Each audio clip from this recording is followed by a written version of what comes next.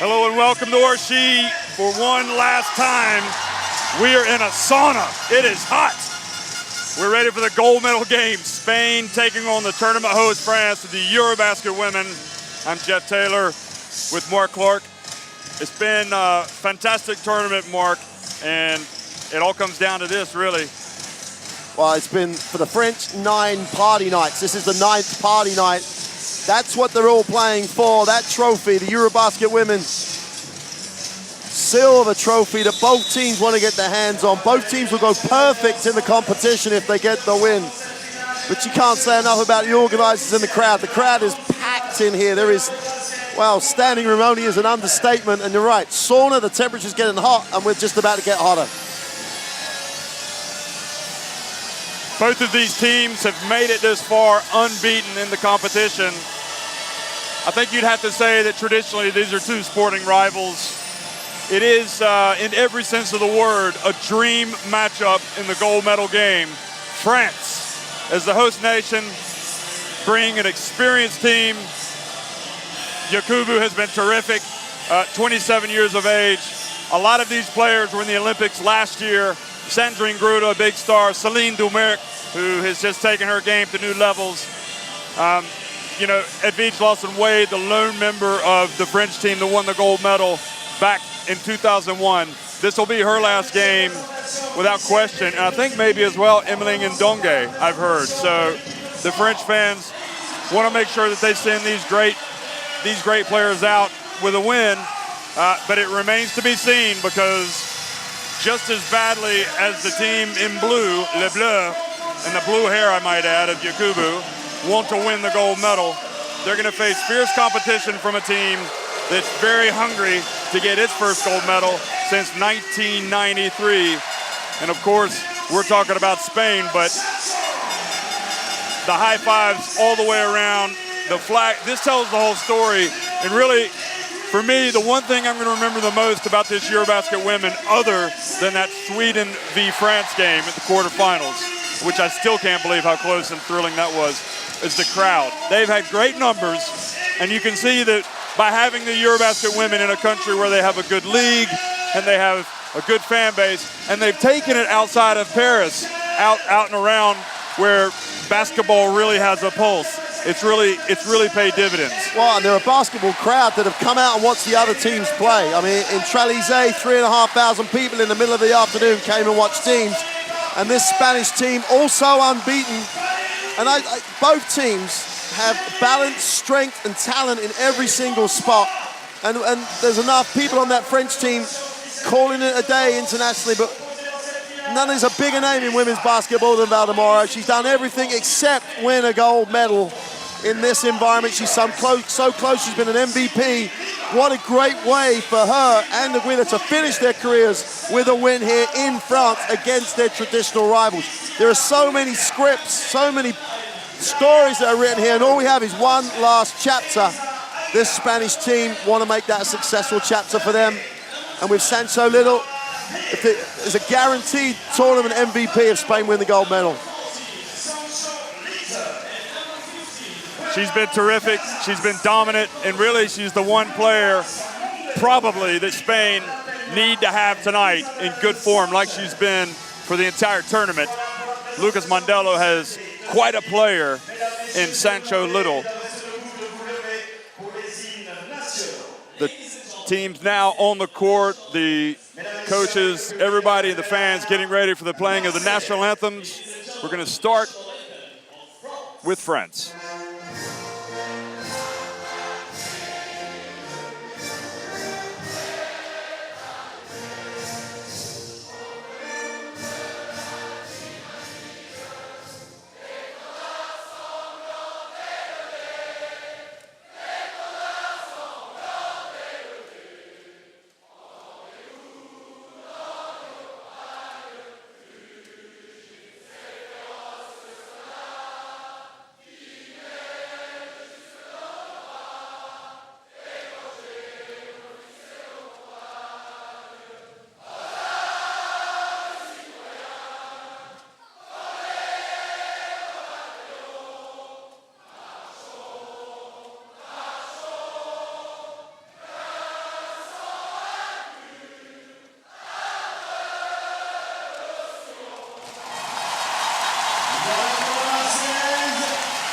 I don't know about you, but I could listen to that a lot.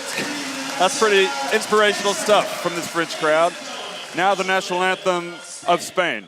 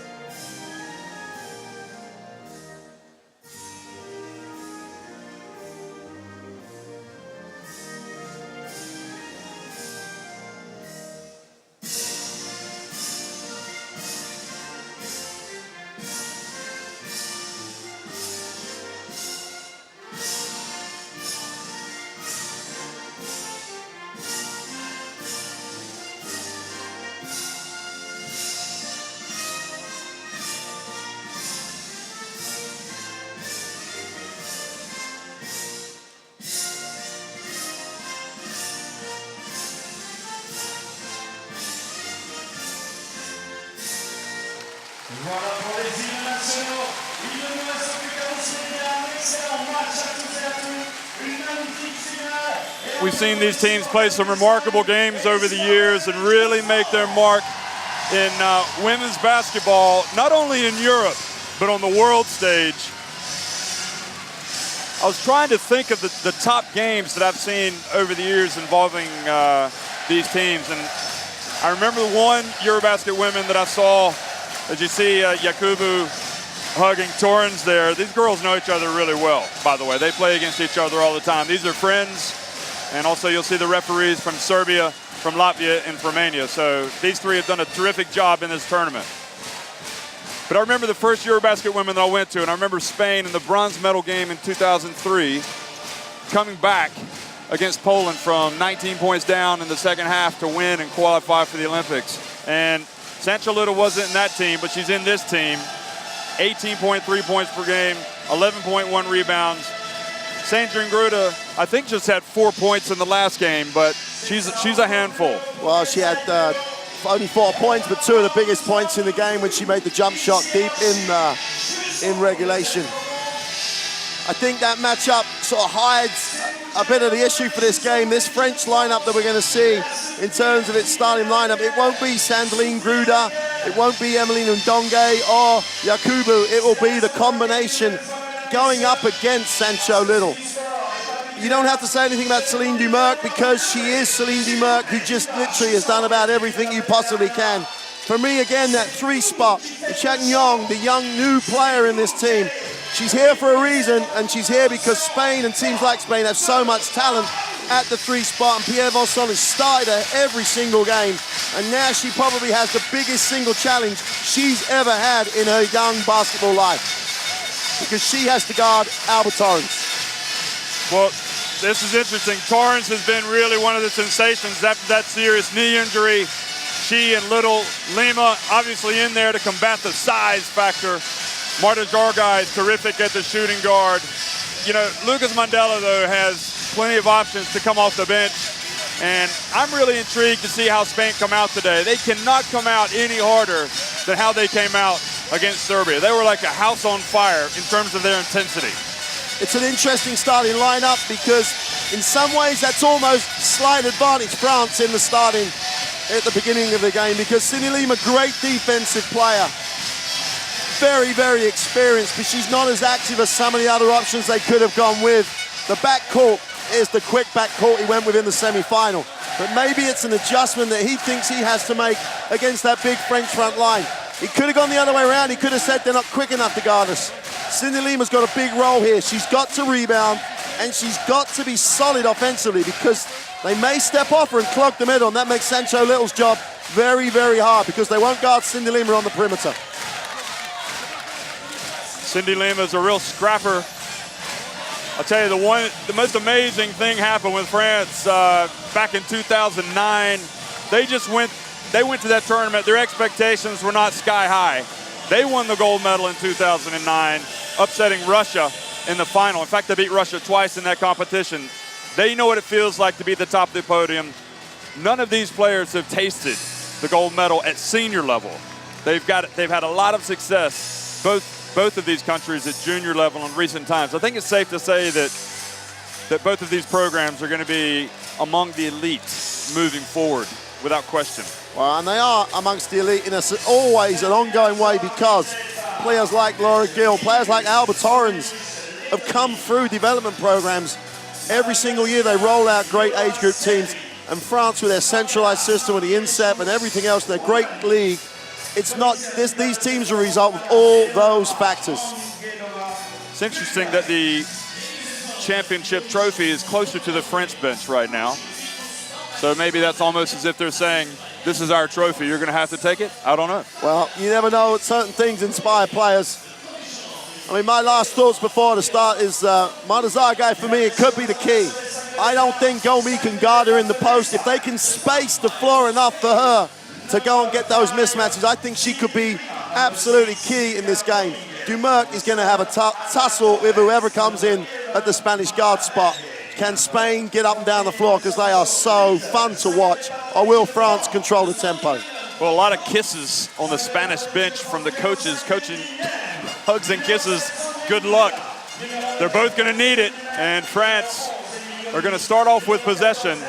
A battle of unbeatens, a battle of European giants here at the EuroBasket Women. And Sancho Little gambles a little bit early on and is able to get back. Chechuan up top, guarded by Alba Torrens. That's a great matchup.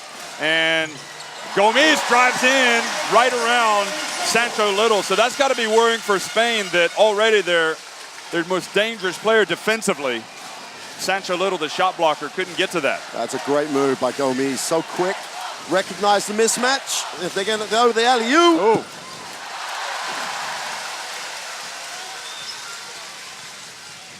Good response. Gomes testing Jorgai on the baseline. And France will be more than happy to kind of use up time on the shot clock, you would imagine. Now, Sandrine Gruda. And that's an authoritative rebound from Sancho Little, one of the top players in the world. Well, Gruda's had a better game from the perimeter, but you wouldn't worry about that if that's what she takes for the rest of the game. Sylvia Dominguez. Now, Cindy Lima kept it alive. And Cindy Lima again gets it back. I think Jorgai had the follow blocked. Well, that's a good sign. Cindy Lima's got to do all that blue-collar work around the ring. And Ndongue, France are trying to get out and disrupt that perimeter game. Well, that hard show, it'd be interesting. This is the other thing about the Cindy Lima start. It takes away the option sometimes to roll down the middle because you got Lima close to the ring, but Ndongue showing hard, and you get the result you'd expect, the guard foul. Alba Torrens looks for an opening. She gets blocked by Chechuan, and the shot clock violation. So already, interestingly, Chechuan has the height. And that's it's what France haven't had in that silver medal run. They didn't have that big three. They didn't have the athleticism. And at the moment, you got to say, advantage France, both in terms of tempo and the options they've got both ends of the floor. Dumerc gets up on the baseline. And Sancho Little with another rebound. More than 2 minutes into the game. Spain have yet to score. Well, they've had 2 defensive rebounds as well, Jeff, and they haven't run off either. And that's a little disappointing. Well, they get behind the back there. Torrens, Sancho Little for 3. I think not exactly what France are banking on, Sancho Little, but she's so supremely confident that she knocks down a three-pointer. Wow. You still got that's still good start for France in terms of what they're doing here. It's their tempo of game. Gruda from the top of the K. That was inside the arc, a couple of feet. She definitely has more arc on that shot than she used to.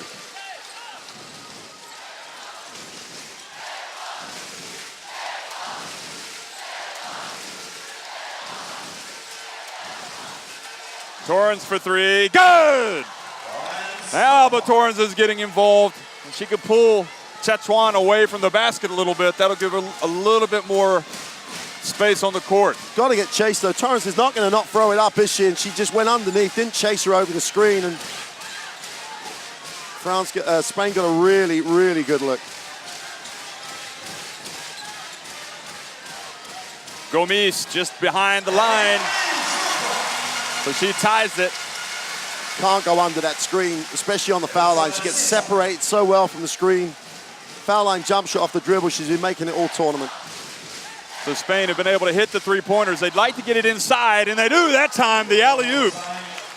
And that's important. It's an important play because if Little comes down, that gives France time to recover, and it makes that shot a lot harder. It's a great execution. Whoever the guard sets the screen just sets it really well.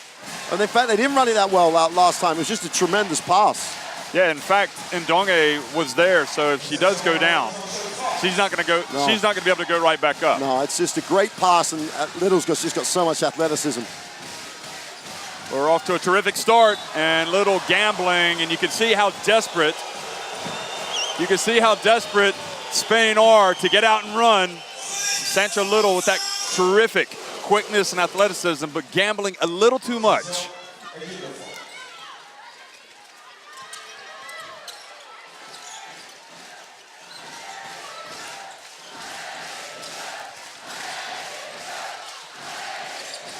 And Ndonge just turns right into Cindy Lehman, loses the ball. Now Torrens, Spain with a chance.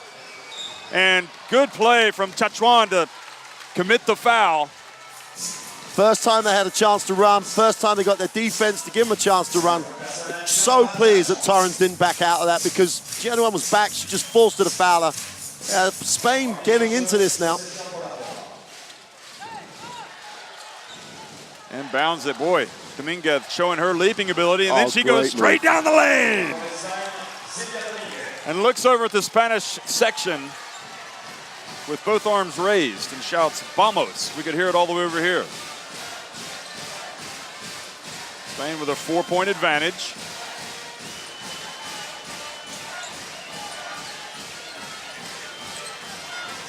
Chachuan. And Sancho Little forces the turnover now to Lima. Now you have to wonder if the French, they played from behind in this tournament against Sweden. But I don't think Spain, you really want to fall too far behind. Sancho Little, another three from her. And she looks over at the bench as if to say, sorry, that was not a good decision. You're almost in that scenario where you say, hey, we're in the bonus. She made the three. We don't need another one yet. Well, guess who? Isabel Yakubu has come into the game. Well, I think Spain are the right way around if Lima guards Yakubu. Yakubu will just try and bully her a little bit, get close in. Good hands, and once again, Spain putting the pressure, and this time France are going to capitalize because they maintain possession. They were oh so close, and France punished them, so it's effectively a 4-point swing. Well, Modelo will be disappointed with the outcome, but he won't be disappointed with the fact they're getting deflections. Oh, tough shot from Alba Torrens. Trying to do a little bit too much there. Dumeric with a beautiful pass, but just the terrific defense of Little. Comes up with a steal.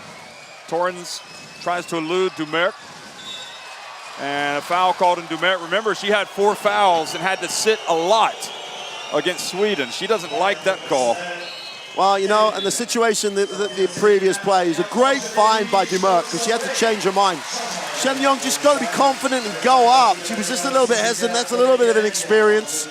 And Sancho Little, just out. She's great. She's a great player. Just outworks people.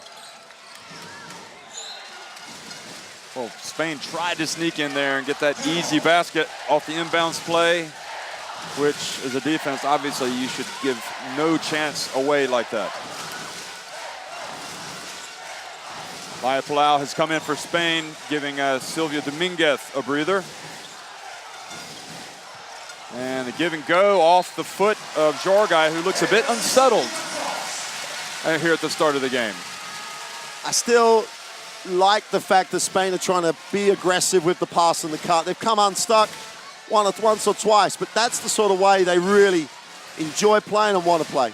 So Edvige Lawson-Wade in her last EuroBasket women loses the ball on the first possession. And that's the Spanish pressure. And you go through matchups and you go through like likely combinations.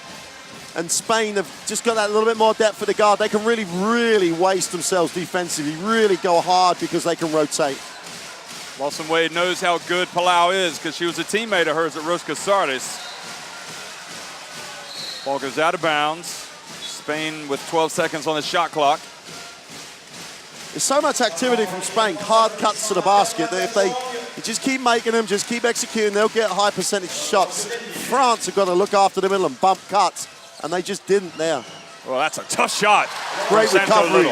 Great recovery by Gruder, though. And then Jargai reaches in and commits the foul on Lawson-Wade. Now, it's going to be interesting to see with Jargai getting the foul, kind of the slightly uncertain start. And we saw Uvinha play so well for Spain against Serbia with so much confidence. Might we see Uvinha soon? Well, if Modelo learned anything, is he can trust Uvinha.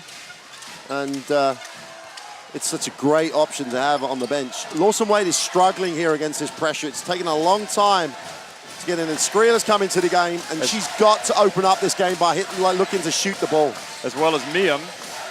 There's Lawson-Wade, and her pass to Yakubu off her hands.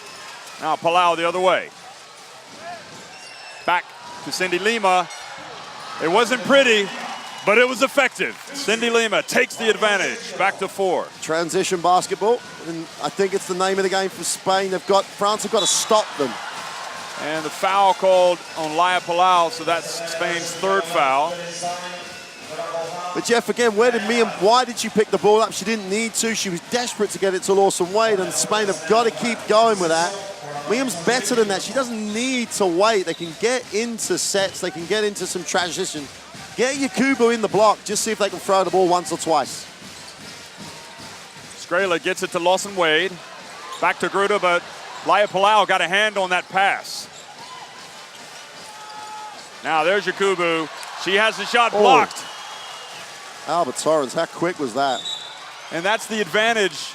You know, we talk about the height advantage of France, but Spain have an advantage with Alba Torrens at her position. Absolutely, and that's why I think they brought Savignon in. There may be, and it's going to be a tough call for Vincent, but Ayayi coming in maybe to keep that size at the 3 might be an option, but they got Miam at the 3.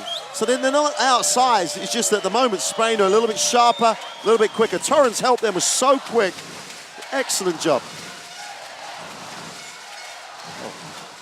Skriela really defending hard.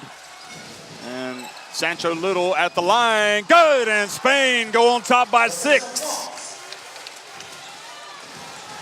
Spain looking tough against the tournament hosts. Laia Palau puts the pressure on Gruda, but she calmly sinks the jumper. The veteran, the former FIBA Europe Player of the Year, played the WNBA, plays for European champions at Katzenberg. She's going to stand up and be counted in this game. You can trust me. There's that mismatch in the 2 spot. Jargai gets it to Cindy Lima. She goes up. And really, that is not the option that Spain wants. So France will think they got a victory there. Good hands. You know, we saw the stats on Little before the game with her offense, but her defense is kind of controlling the game. She's had a couple of steals already, hasn't she? Well, she leads the team in steals. I mean, that's the thing. She's nearly 3, leading steals for Spain because she does things like that. Such a poor pass from Ian, though. Little's high. She's looking to deny the pass. Just if they fed to the baseline side there, there's points. This is the pressure that a team like Spain puts on you. It just really tests your decision and tests your execution. And I think your statement about Zage not really quite being as comfortable in this situation at the moment, if she makes one free throw, I think she'll settle down. Well, Little has 3 steals already to go with her 7 points and 2 rebounds. And as long as she plays like that, you have to think that Spain are in a pretty good position.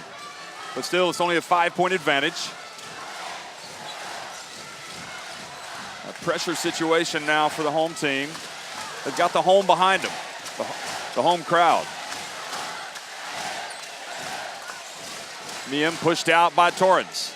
Skrela thinks about it.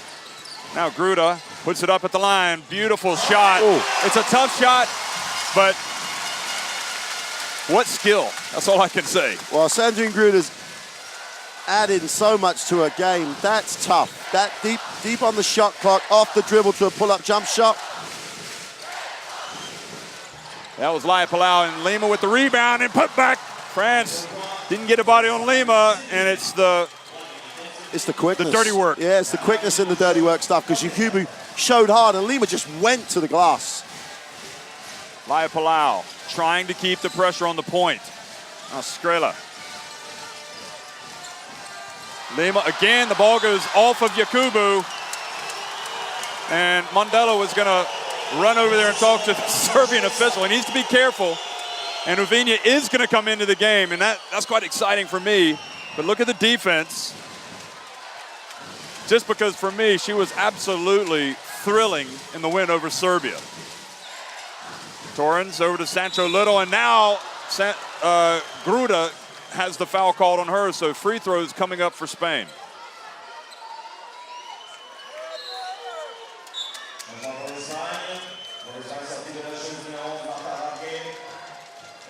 Laura Nichols also going to come in, I'm assuming for Little, once she shoots for free throws. So Jargai out. He's going to try and milk as much time out at the end of quarters as he possibly can with Sancho Little.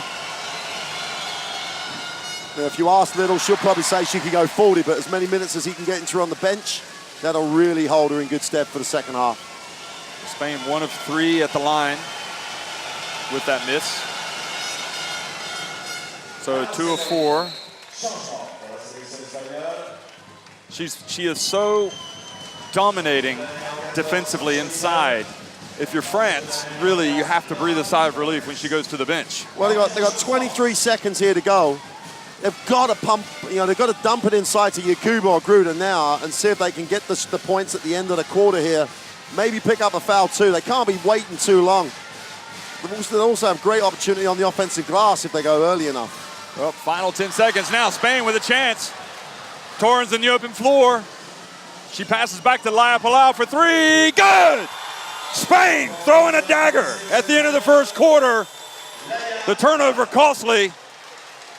And Torrens did the right thing. She dribbled in, passed it out, and you want nobody else taking that last second shot at the end of a quarter than Laia Palau. That sums up the difference at the moment to me. Poor decision by France going the other way. They didn't let her establish or anything, threw it into traffic. And Torrens, she does this, she does that, whatever. But you said it, decision to get it out, to get an open look. And they're taking big-time, high-percentage decisions, and France aren't. And if you'd have said to me before the game that they'd be that way round on the stats, I'd have gone the other way. Because Lawson Wade there shows you the difference, however good she is, and she is very good, between her and Dumerc. There would not have been that pass at the end of the quarter if Dumerc had had the ball. She'd have waited for a post-up. Hey, if nothing else, throw it to Gruda with 2 seconds on the game to throw take the perimeter shot. Don't try and force it to the inside. But that's pressure, and Spain have exerted pressure throughout the whole quarter.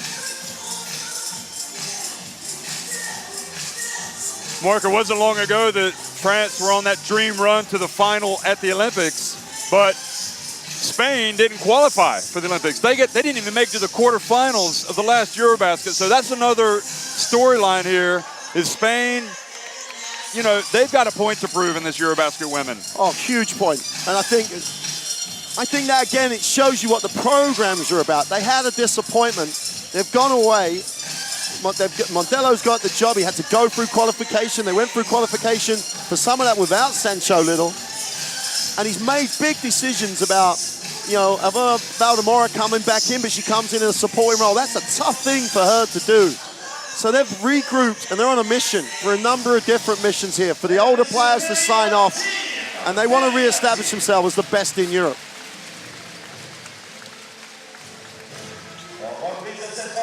Well, Celine Dumerc comes back in, her team down 9. Gruda back in as well. Well, she stays on the floor, so Dumerc is the change. Skrela is going to be guarding Uvinia, and Sylvia Dominguez is back in. So Laia Palau comes in after hitting that three-pointer. Laia Palau comes out after hitting the three, and Sancho Little is back in for Nichols. You just feel like Mondello needs to have Sancho Little on the floor as much as possible. Torrens. Tough matchup for Miem. Oh, She just goes got right schooled. around Miem. She missed it.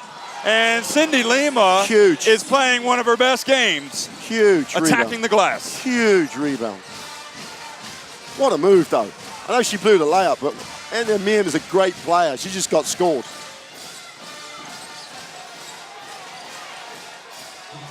Well, terrific play, and that's what they need. Sancho Little was there, but she doesn't want to give away a foul either. How often do we say inside players are the only people who really know how to pass to inside players? Great pass from Yakubu. Little bounce pass in away from Little.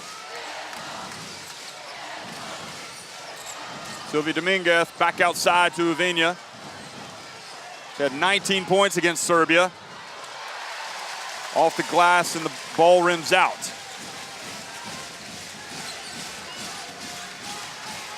Dumerc. And the reach, yet again, from Sancho Little.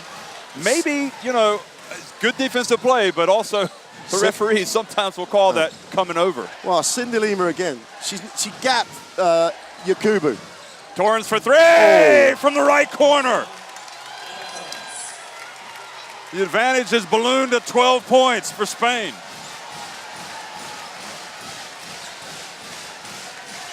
You're seeing Spain in all their glory right now. You just have to wonder if they can keep it up for 40 minutes.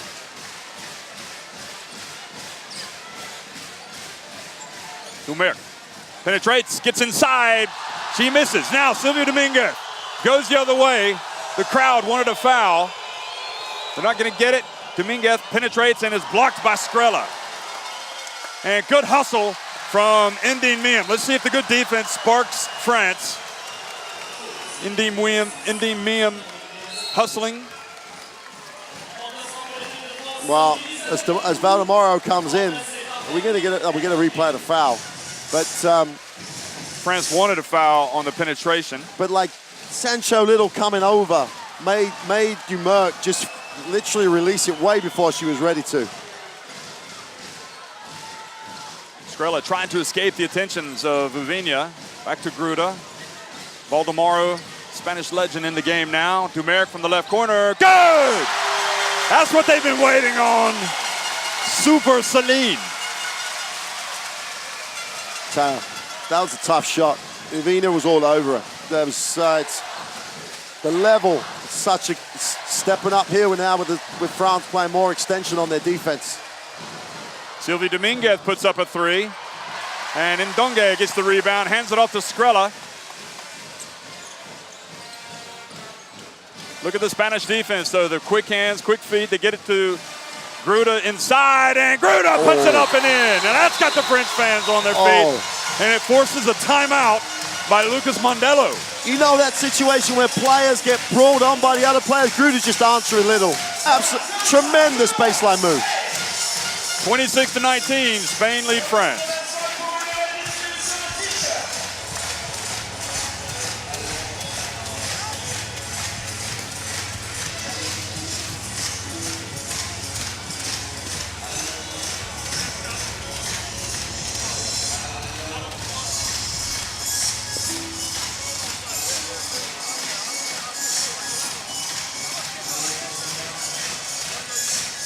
Mondello, I think, doing a good job of calling the timeout because you can just feel the French coming right back. The three-pointer by who else? Celine Dumerc and Gruda, who's been terrific here in the first quarter offensively. And the other thing, they bring back Emily Ndonge, and she gets a defensive rebound. She gets a stop. And I just think that in the same way, although Ndonge's got a lot more offense than Lima, and we questioned the Lima stuff before the game, but they need balance, and Yakubu's big, and she doesn't do what Ndonge does defensively. She just seals and rebounds, and she'll do that all day, and she's happy to do that all day. And it's like, and now... Well, Dominguez has come out of the game. Yeah. So maybe the quick shot, and as well, Jargai has come back in for Uvinia.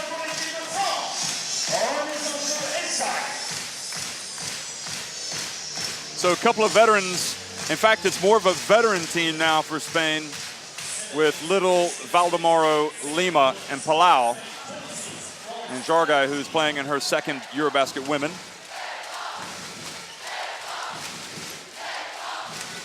Palau for three. Oh. And Little gets the rebound, puts it up, and draws the foul on Indy Mian. But was it before the shot? Because if it was after, she had a chance for a three-point play. No, they've gone baseline, so it was after she gathered the ball in and just kept her on the floor. Boy, Little is really... she's a handful. I'm not for 1 second suggesting she's anything not, but you just got to get down and box her out, and then if she gets it then, you're fine. You can't do anything else. Palau over to Valdemoro. Puts up a three.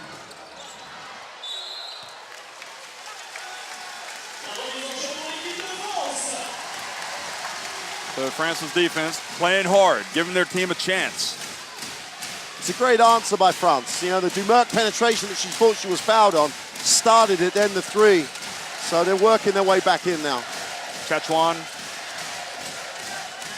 number 6 is in. Tall small forward, Dumerc. Here she goes.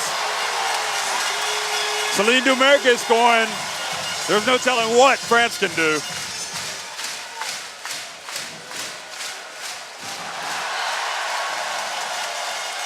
And suddenly mistakes creeping into the Spanish game.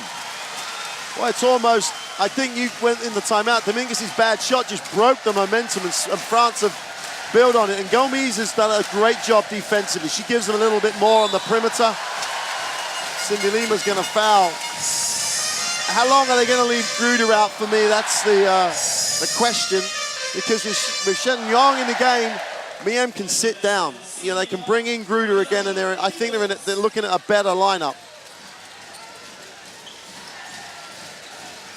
I don't think you can underestimate Ndonge's part of this little run either. Gomes left open. And good strong rebound from Indine Miem. And Dumerc tried to bank it in. Now Valdemoro. And Valdemoro drives in. Now Dumerc in the open floor. Will she pull it back out? Into Ndonge. And she gets a couple of free throws. And France with a chance to cut it to 2. Watch the great timing of the cut. Beautiful pass. And the step from Ndonge, if we get a look at it. Watch this. She goes to foul. And the camera angle doesn't let us see it. But that was... For me, Ndonge is the glue type player for this team. They need to leave her out there as long as possible. I know it's a tough ask. And with Gruder back in the game, they've got a nice lineup on the floor at the moment. Well, Nichols has come in for Lima, and Alba Torrance has come back in for Valdemoro. Free throw game, so important. And France really looked like they were, you know, on the ropes early, but have managed now to reel off 10 consecutive points, 9 consecutive points with that miss. Good deny defense, good alert play from Chachuan. That's the thing, the speed, the athleticism, the alertness. There's not many people on that French lineup who could have given up the first step to Torrance and recovered. Chachuan's like Alba Torrance in that she overcame a torn ACL injury. There's Sancho Little. And that's a shot that France will not mind her taking. With Sancho Little kind of falling away from the basket. You'd rather be falling away the basket than going towards the basket. Lucas Mondello's going to tell the official that the foul count is 4-1. Oh, good work. defense, but then Palau couldn't control it and had to throw it back. So Palau really trying to spark Spain now defensively.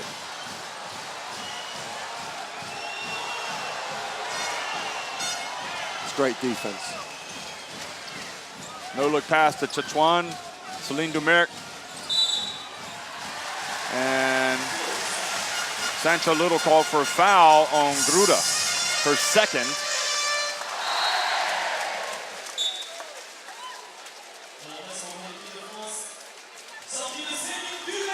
So Dumerc comes out, and Edwige Lawson-Wade back in. It's kind of a risky strategy taking Dumerc out of the game, I think. Well, especially like Sancho Little's just picked up a second foul.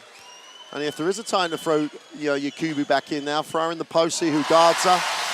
Or get Sandrine Gruder to go in there, because Little won't want to pick up that third one, and Dumerc will just get the ball there.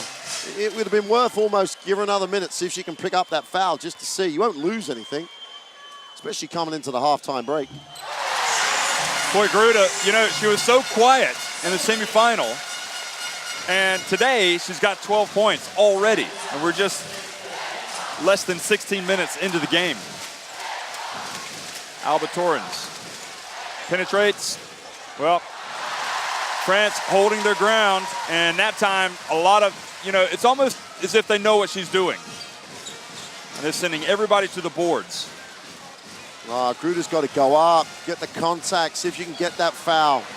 Oh, they get it to Gruder, and France have taken the lead. They are on a tear right now.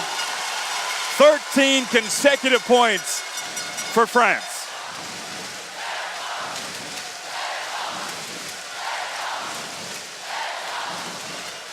Little. That time she had time to get her feet set. Yeah, balanced shots. The first balanced shot Spain have taken for a while in that little run, that's the 13-0 run.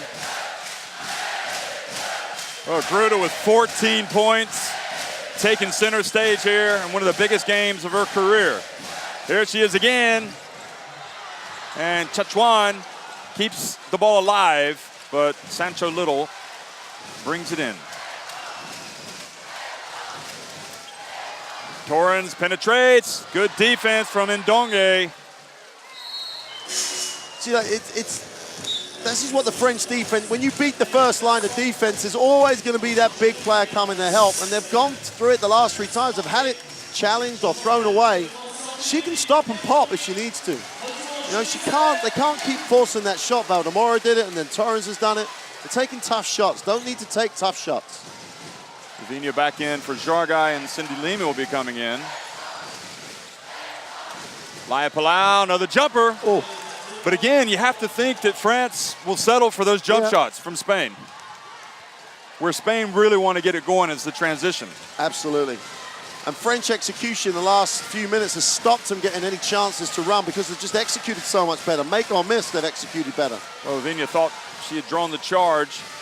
Now Chachuan, and they're going to reset the shot clock. Cindy Lima coming in for Laura Nichols. Haven't seen Laura Gill yet.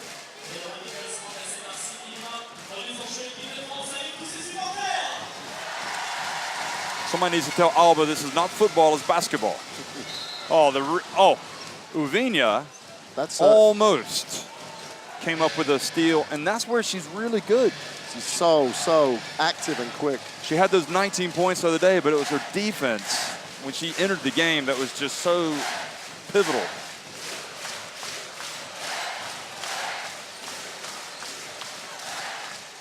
Chachuan from the right. Now, Uvinia was in possession there. She wanted a foul. She didn't box out, though. Nope. That was the problem she had. And turnover for Edwige Lawson-Wade. I've seen her called for that before, but it's always a tough call to make that call on the point guard. I tell you, the defense, Laia Palau's rolling back the years here with her defense. And that's all because the pressure she's exerting every single moment of the game. And it really is roll back the years time defensively. She's playing like it's a first ever timeout here. She's just got so much enthusiasm for it. Uvinia, she's open. Oh, and a little bit of basketball sandwich for Sancho Little. You don't see this often. And that is not a foul, folks. That is a swat of the elite level. Sancho Little usually does it to the others. Palau penetrates inside to Lima, and she hesitated there and brings it back out. 5 on the shot clock. Torrens puts up a 3. It's a tough 3. She hits it. There's not much more France can do in that situation. Nothing. They can't do anything. She only guarded the penetration, had a hand on the shot. Yeah, she had the hand up. Alba Torrens. But this is the level we're at. This is the level where people make tough shots. And that's why you've got to play every possession hard. Chachuan into the lane. And foul before on Alba Torrens. She slid in there too late. Lucas Mondelo will talk about it, but Torrens, if she'd have stayed in stance here, she just gets side on and just shoulders it. She's got to try and take that contact on the chest. Boy, you just, you know, Gruda is already, I think, the finished article, and you can imagine how good Chachuan is going to become. She's exudes potential, doesn't she? The little additions they've got going on at that spot in this French national team will make them a real competitor, regardless of this game. In the World Championships, they could be a very frightening prospect for literally any team.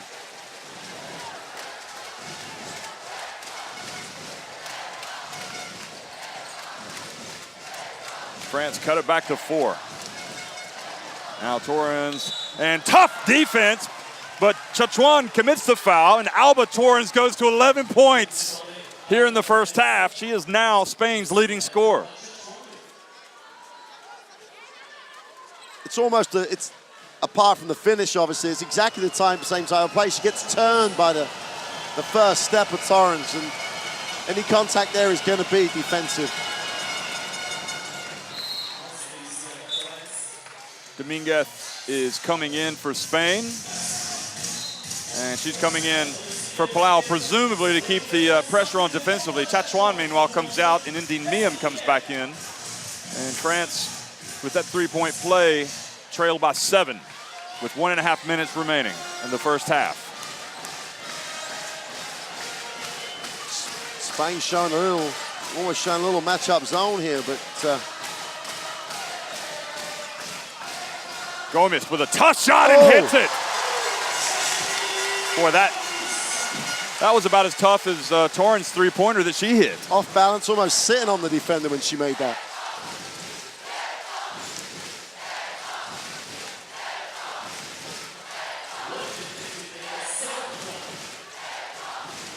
Dominguez turns Dumerc in, the second foul on Dumerc.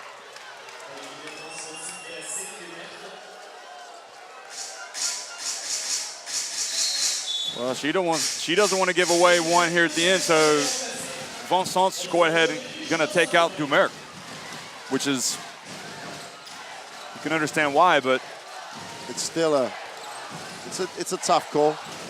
Mondelo's left in 2 players. Oh, the alley-oop, and Torrens had it, but now France with a chance to get even closer. Oh, beautiful play inside to Yakubu, and Yakubu asking for the foul. Back to a 3-point game.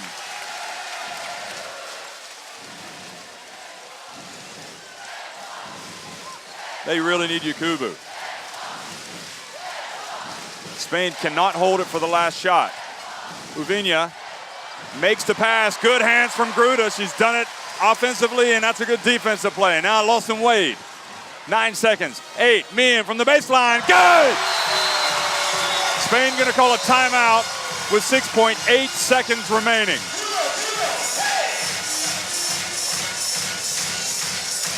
See, Jeff, for me, this is the sort of thing France can do. They can do the defensive stuff. Gruda ran the floor, and she probably should have got a touch, but Miam in transition, in rhythm, is going to make the shot.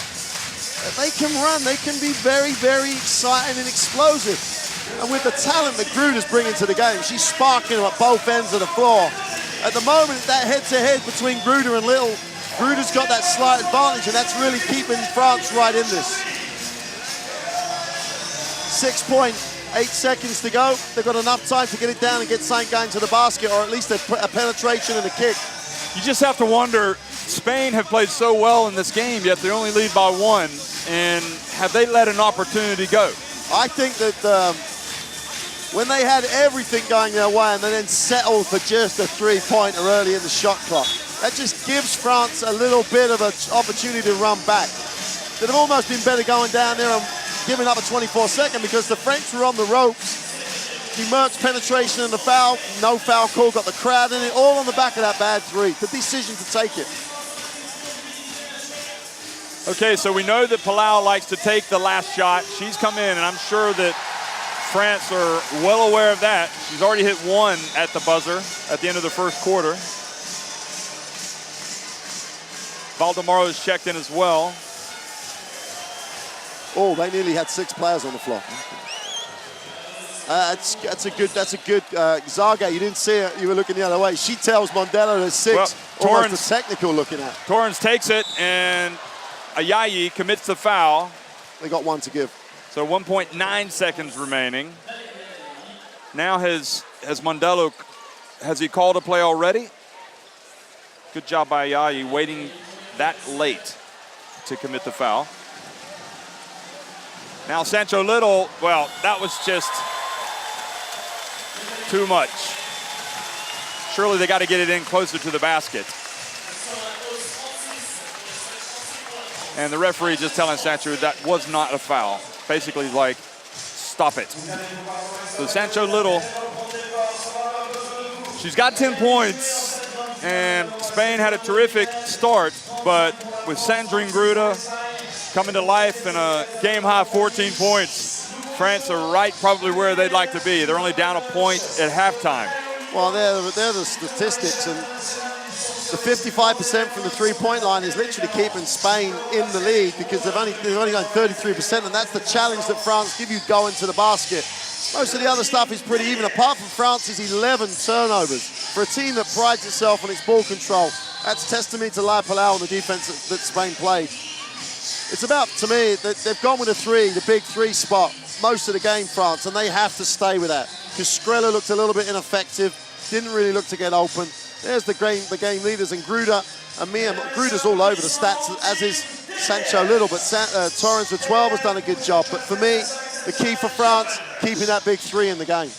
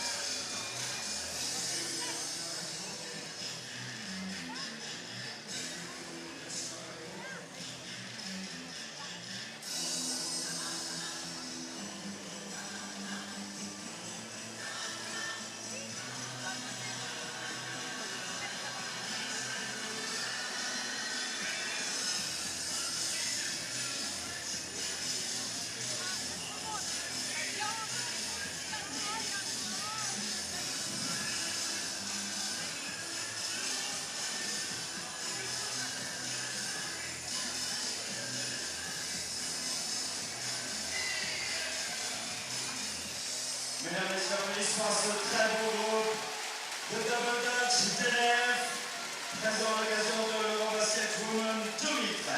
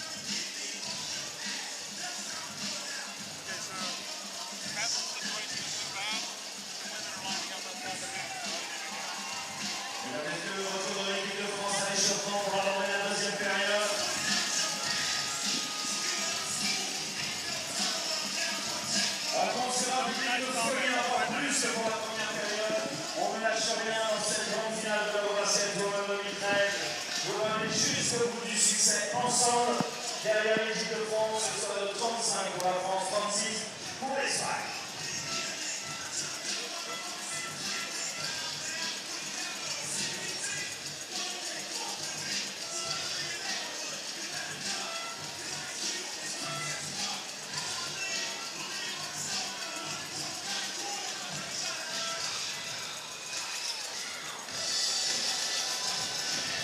With the halftime score of the gold medal game, 36-35, Spain just on top of France. And Mark, I have to say, I think France have done very well to get back into this game, and I just wonder maybe if Spain, by not delivering that early knockout, if they're gonna rue that. Well, it's 26-12, and Spain had possession of the ball, and for the first time in the game, they just went down and threw a shot up. You know, it was disappointing, but you then have to take those opportunities, and Celine Dumerc, I think, took over for a while. But I don't think you have to look much further, obviously, than the performance of Sandrine Gruder, but she's played 18 and a half minutes, and she's really gone hard against Sancho Little. the only person who's played anywhere near the same number of minutes as Sancho Little, Sandrine Gruda. But there's only one player on that French team that's scoring consistently, and that is Sandrine Gruda. So Spain have got the 2 scorers because Torren has 12. But she's a tough ask for Spain. And this is, I think, the issue that Mondello has to talk about. If you don't guard her outside, she scores. If you then put someone quicker on, she'll go inside. So she has the complete package. They have to deny her the ball. And those 2 fouls on Sancho Little, it might be that he may go with someone else just to try and deny the ball, go a little bit quicker. The other concern for Pierre Vincent, though, is that Yakubu only has 2 points and Ndongue 1.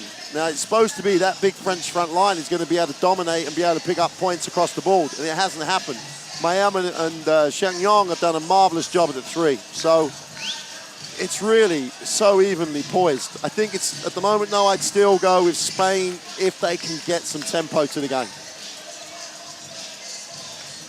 Well, Torrens is into double figures with 12 points. There's Gruda with the 14. Some players that have been really influential for Spain in this tournament have not been today.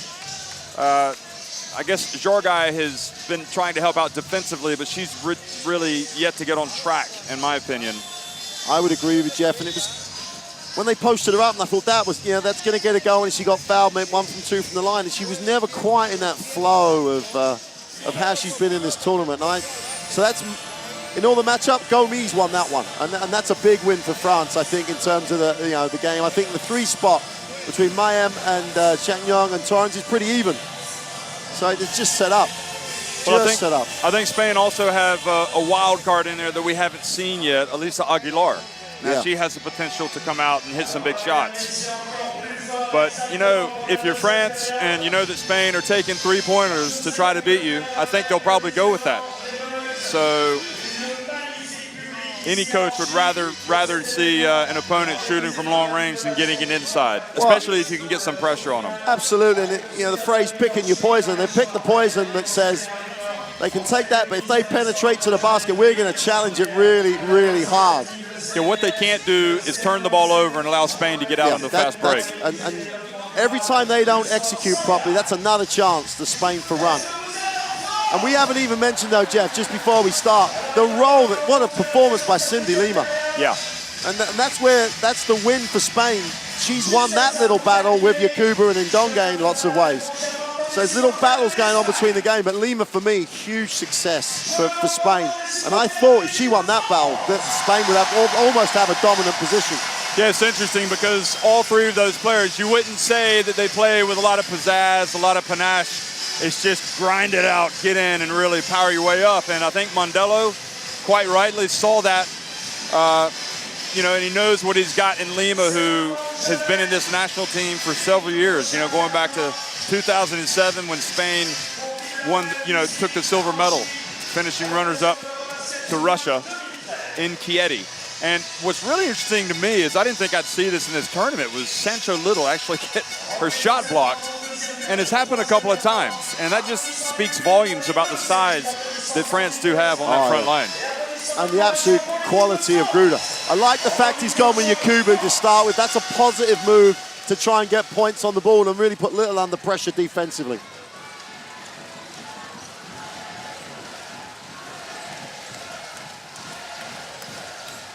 Well, it could be that Chachuan is going to attack. She gets in. And that ball goes off of Lima's hands. Now, Torrens, she just didn't defend, to be quite honest. And Mondello is talking to her. Told her straight away. She just nodded. Well, she better get down low and play some defense next time. She was looking to release and get out on the fast break. Now, that time, Gomes trying to do too much, and Jorgai comes up with the ball. Gets it over to Little, and now Torrens has released and puts it up and in for her first 2 points. So she and Gruda now with 14 points apiece.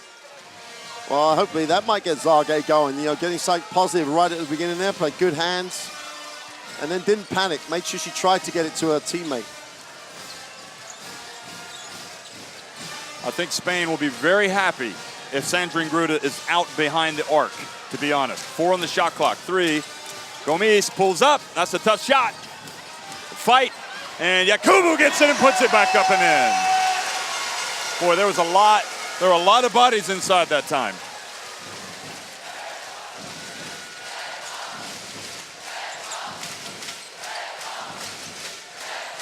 And the cut to Little, that's 3 fouls on Céline Dumerc. That is not what Pierre Vincent needs. He was trying to keep her out of foul trouble at the end of the first half. So she picks one up pretty quickly here in the third quarter. Torrens hands it off to Lima, and she missed the layup and then commits the foul.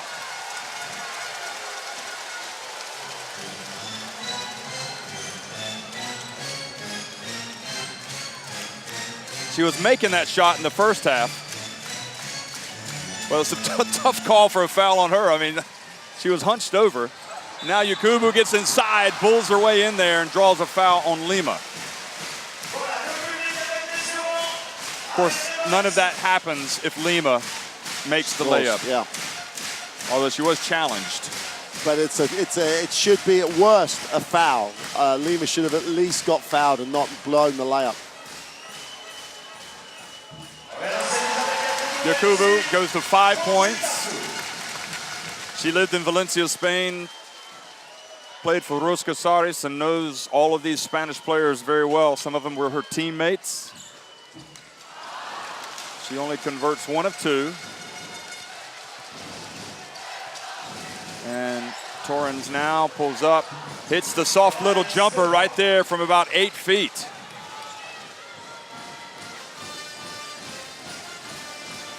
Well, every team needs someone who wants to take that response. 12 shots already for Torrens. That's what I was thinking. Here's somebody that just doesn't hesitate. No.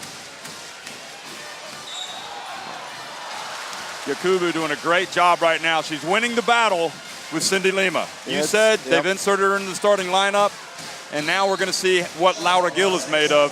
She's going to come in and take on Yakubu. This will be interesting because Gill's just got to be a bit active. She can't try and play her strength for strength. Get in front of her when she tries to get it that deep on the circle. Just get in front. Yakubu does struggle sometimes from the free throw line. She went 1 from 2 last time, and she's missed the first this time. Laura Gill, number 12. She's a newcomer in the setup, really. I mean, it's her first EuroBasket. And if you were to ask me which player is the toughest, the toughest out there for Spain, I would say Laura Gill. She might not win the battle, but she's going to fight. But the question is, will her lack of experience cost her? Torrens for 3! Well, mesmerizing. 19 points for Alba Torrens.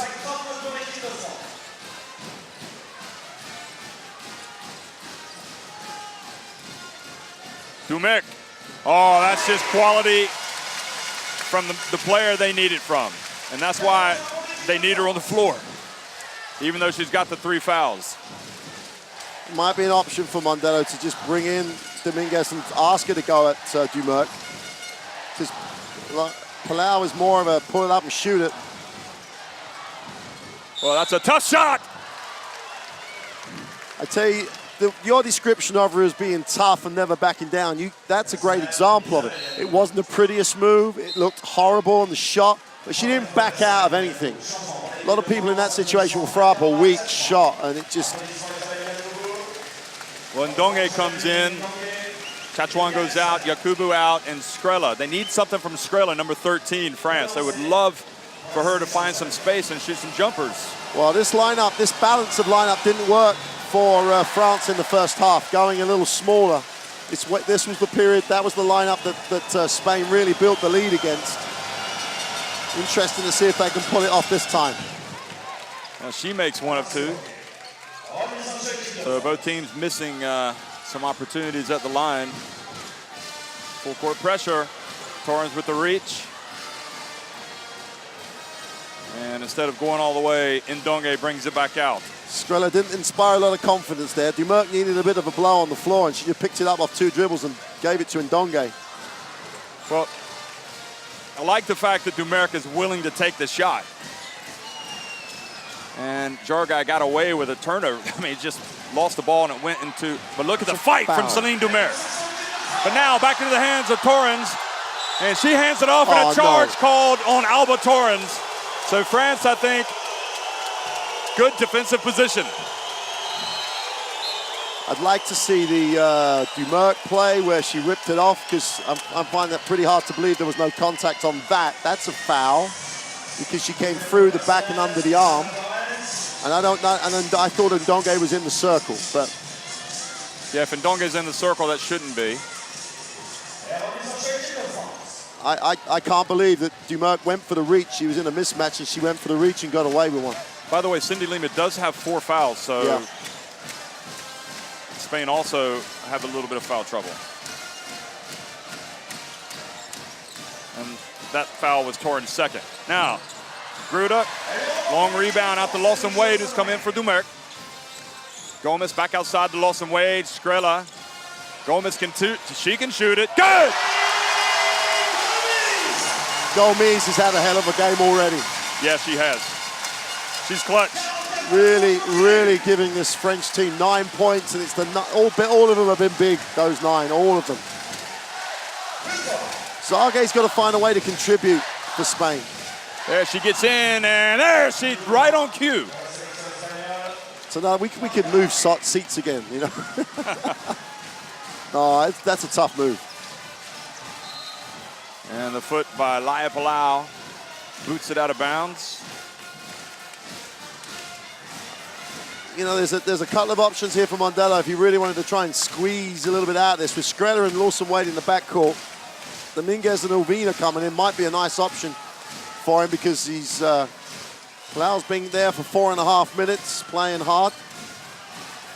Skrilla goes baseline, and the hands on the ball. Is he going to go out of bounds off Spain? No, it's Spain's ball. So Skrilla turns it over. She just didn't look definite, did she? You know, she went baseline, and Torrens played it that way. She wanted to go down there. She wasn't going to shoot it. That's great recognition by Torrens. That's just basketball.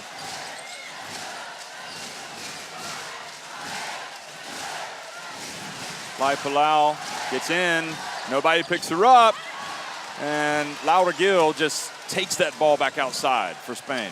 Heads up play as well. She couldn't go back up. There was too many big people around her. Now Sancho Little hasn't really gotten involved as much in the offense here. Back outside to Gil. She doesn't hesitate and throws it off the back of the rim. Now Skrilla. Skrella's got to believe she's a far better player. She's got lots of options for this French team. She's just got to get in the flow of the game. She could be key. She could give them a lot of lift from the perimeter. Laia Palau really bothering those French guards out on the perimeter. And Edwige Lawson Wade puts up a 3, and France have taken the lead. Laia Palau up to Torrens. Spain desperate to run, but I think they a little bit out of control there. Boy, that was a huge play. Now Gruda goes in, and Spain are going to call a timeout. And it's incredible when you think about that sequence. Spain had France under pressure on the perimeter. They were calling for the travel from Lawson Wade, and she just stepped up and drilled the 3-pointer. From deep, from very, very deep. And then Spain, so desperate to get out on the run, you know, they rush it, and then it triggers a fast break. And what do you know? France on top by 3, the biggest lead of the game. It's one of those moments, isn't it? They're frustrated they don't get the travel, and then they want to try and get it back in one go. I think the game obviously is being played at the pace of France. The tempo. Yeah, it's a really fine line at the moment, because a 49-point French score with still 4 to go in the third is starting to eke out into a 70, 80-point game, and that's Spain territory. They've got to rein it in, keep it around the 65, 70 mark of France. That's what their tempo. The positive thing is they've got the lead without Dumerc in the game, albeit on a really almost a prayer of a 3. There's going to be so many twists and turns in the last 14 minutes. Sancho Little not getting involved in the offense is the biggest worry for Mondello, because they haven't really got the ball inside or outside where she has an advantage to work with. And Dominguez in the game, and I think maybe that you can't be critical of the quality of a coach of Mondello, but for sitting here it's that easy. Maybe a minute earlier he may have got away with stuff. It wouldn't have had that situation with a 3. It's so easy to sit here and say that, though. Well, Dominguez has played for the last EuroLeague women, the last three title-winning teams in EuroLeague women. She's a former MVP at youth level. And Torrens drives in. And now, great defense from France. Torrens could have made it. She was right in front of the basket. That's a great stand. And offensive foul? Yeah, it's a great stand. Sancho Little stood, straight past and carried on. And you see it now. You know, and it's not going to help Skrella's confidence. And I still think she has a really important role. If she could just get going for France, that could really give them a lift.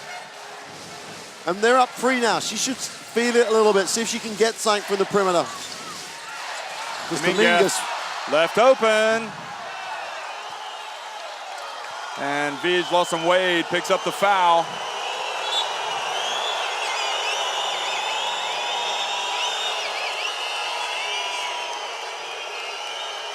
She was feeling Lawson Wade on her back. Don't know what Mondello was saying.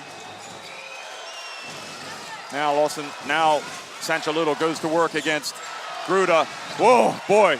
But that was great defense. Nothing more you can do. She was not going to be denied. Yeah, she had her, and then second move by Little just got her enough space to step past. You love people going at each other with that amount of quality. Great pass. Well, they find Gruda. She's really been their MVP in the game. She's got 18 points. Man, that's a great pass. Torrens outside, guarded by Skrella. And just somehow dribbles right past everybody. Boy, she's got 21 points. She just, again, they're trying to play a one-on-one. You can't play a one-on-one. If you play a one-on-one, she'll do that to you. Stay within what you're doing as a team. Force her into areas where you know you're going to get help. One-on-one, she'll beat anybody on the floor. Oh. Great help from Gill.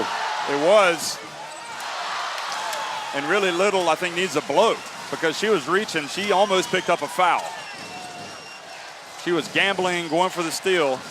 And you can look at Little right now and see that she needs to come out. 2:31 remaining here in the third quarter. And Torrens misses the three. Well, Sancho Little and Sandrine Gruda have just been going at it the whole time. Gruda just looks a little fresher at the moment, but I don't know if Mondello's got the confidence to go to anybody else. 5 on the shot clock. Gruda fumbled the ball over to Lawson Wade, and Miam comes flying in, but they call the shot clock violation. And regardless of that, Laura Gill boxed out Miam. That's why she came flying over her back. Yeah. Held on to it, was not going to be denied in terms of getting it. Well, Gruda gets a well-deserved breather, and then Donge comes in, and this is where it becomes difficult for Spain. They are just bringing in the horses. You've got to take Little. If you take her out now, she gets the 2 minutes and the quarter break. And without Gruda in the game, this is the time to take her out. That's the foul that'll be shooting. And I think Spain will take it right now because they're struggling a little bit offensively. But the free throw game, so crucial. Mondello, I think, has just got to rotate. Got to get some little bit of time into somewhat, like Torrens or Little has got to get a little bit of time here. And you can use the quarter break with whatever time is left in the game now. Laura Nichols with Ndonge, she can cope with that for 2 minutes.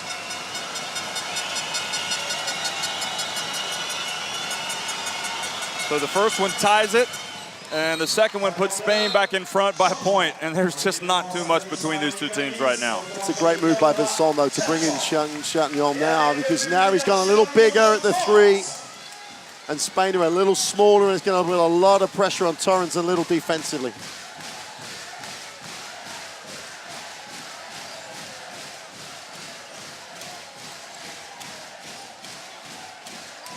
Miam. Oh, boy, that would have been a big one. Sancho Little did remarkably well to scramble out to put a hand up on that shot. Yeah, but she's just got such a beautiful stroke, Miam. Yep. Dominguez. And Dominguez pass. Sancho Little's wide open. Wide open at the top of the key. There was enough time on the clock to make a couple, and she looked for a great one. Just get it out if you don't want to go up. Or if you're not going to go up, when you break them down, don't go in there.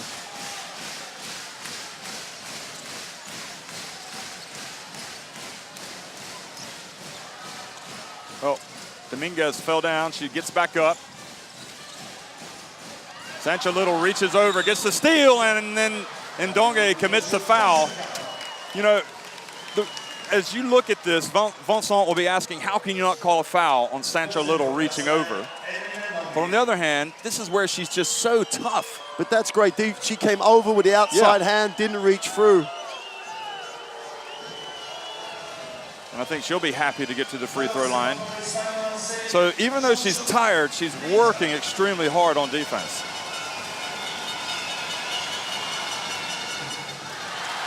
They look tired. She's tired. I still you can almost take her out with a minute and just give her the minute and the 2. Meanwhile, Celine Dumeric hasn't played in ages. So back to a 2-point game for Spain. It's a real thriller here. So France edge Sweden in a thriller in the quarterfinals.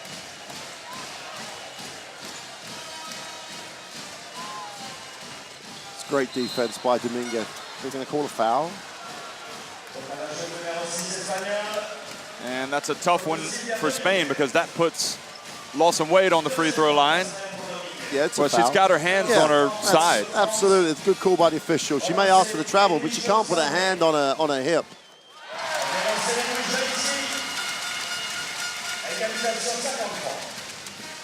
.2 seconds to go in the third quarter. And Lawson Wade, the veteran, calmly sinks both free throws.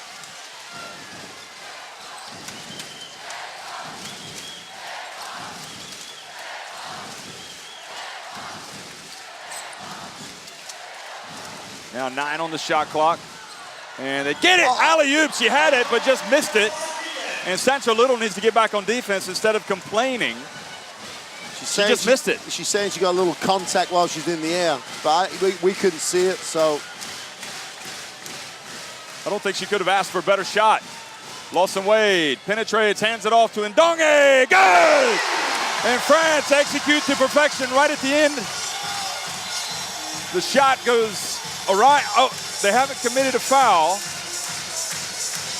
Torrens wanted the foul as she heaved that one, but I think that's clutching at straws, really. Just good execution on that last play from France and has put them on top by 2 with 10 minutes remaining. Yeah, Lawson Wade did very, very, very well to create the opportunity. France getting right back in it, and they're still over 50%. And they've done a nice quarter in terms of turnovers. They've controlled those. They're still on 16-7, which is the thing that's keeping Spain in the game. Because percentage-wise, France are knocking down shots. They're getting better looks, and Spain are hanging on offensively. And I think there will be a point where Sancho Little will just suck it up and say, hey, there's only 5 minutes to go. I'm just going to get through it.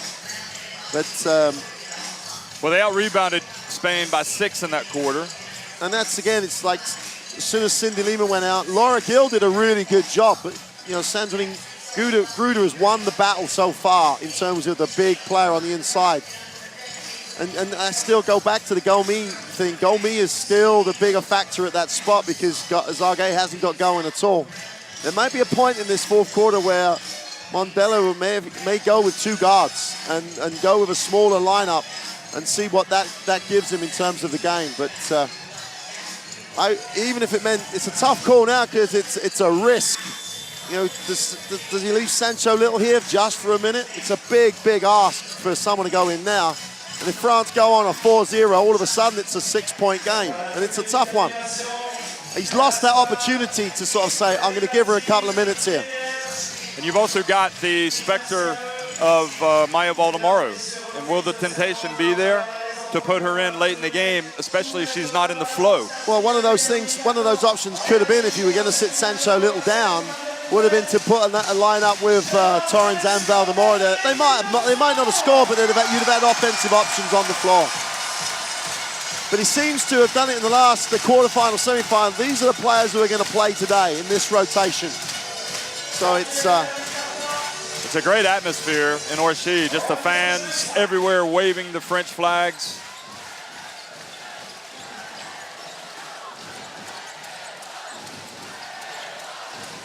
Sancha Little fell over there, gets up, and Miyam commits the foul on Dominguez. Why did she do that? Looked like France were okay defensively. She did everything she was supposed to do. She didn't really need to commit there. She's already got what she wants, which is like, I've shown hard, so I've stopped her going past. Torrens. That's 2 quick fouls on France. But Spain haven't shot free throws well today. They're 7 of 11. So Lima back in with the 4 fouls as well, so that gives them a little bit of beef on the front line.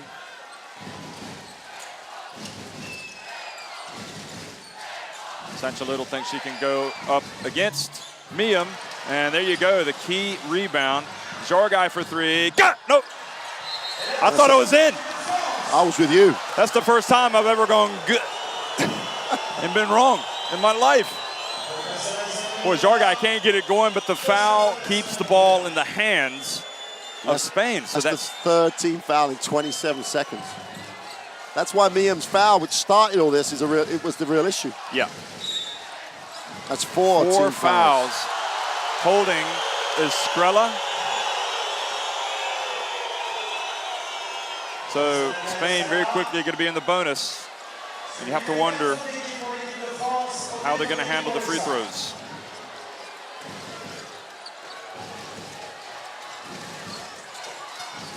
Dominguez open, good! Now that was more in the flow. Calmly in the flow. Because coming off of a screen like that, one of the options is to shoot it if the defense goes underneath. They went underneath, she shot the ball. Now Spain have to stay clean now. They play hard, but they've got to stay clean. They don't need to even out this foul situation. Tachuan drives in, but misses, and Lima there with the rebound. Now, back to Dominguez. Hands it off to Little, over to Jargai from the left corner. Good! And probably some relief on the Spanish bench, and now a little bit more nerves over on the French, and Vincent has no choice. He has to bring in Super Celine Dumer. He's going to bring Gomis in as well. Well, she's got position. Wide open. Gruda was wide open. That's going to call a blocking foul. That'll be the 3rd foul if they call it a block.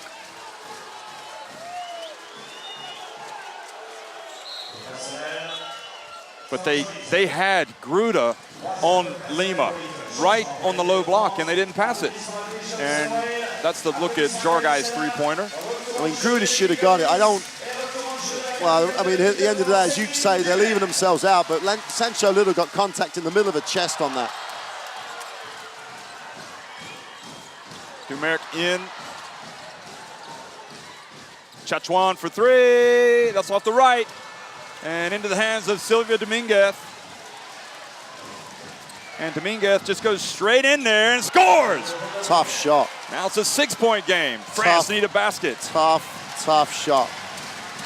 Now this is, France need to run, get Gruda a good look. Or if she gets double teamed, throw it out to a good shooter. We're going to get a ball foul with, on the ball foul with Dominguez. But Spain don't need to give up quick fouls now just because France have. Because almost certainly the referees are going to call it that way because they've called it tight at the beginning of the fourth. It's a big start to the 4th quarter for Spain. The France aren't going anywhere. They're mentally tough. They've shown themselves to be mentally tough in this competition. And the reach, and Cindy Lima has fouled out of the game. And it's as we said, it's reaching over, and she looks like she's injured her already injured fingers.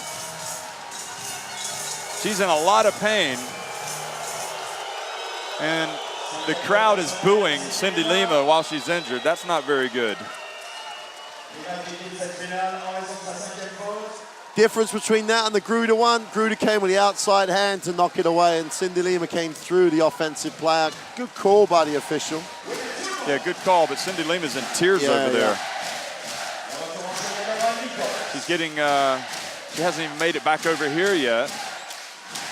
So camera's going to go over there and see what the situation is. Wasn't a shooting foul. Gruda open for the jumper. Good! Well, she's ready for the big occasion. We're ready for some kind of finish right now. I can feel it.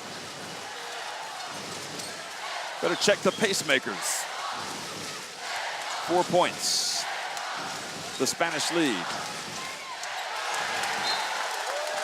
And I think that's trying to force something that's not there.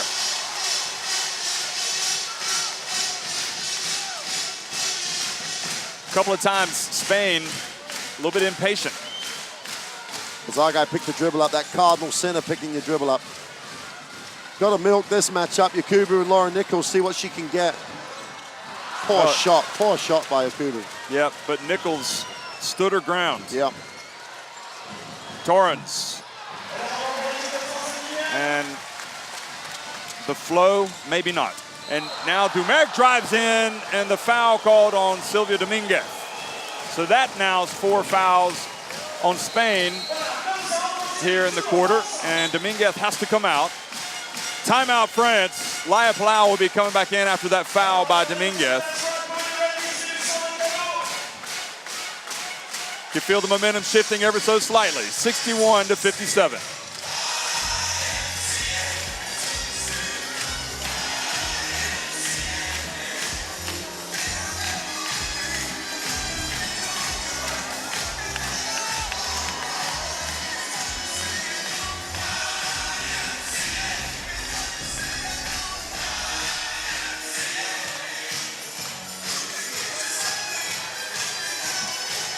Pierre Vincent, he's coached in a lot of big games with this national team. He led him to the gold medal, really the first opportunity that he had back in 2009. He had been an assistant and experienced the difficulty or the tough times of 2007 when they came in 8th. Lucas Mondello, he took over and led Spain in the qualification round last year, so this is his first EuroBasket.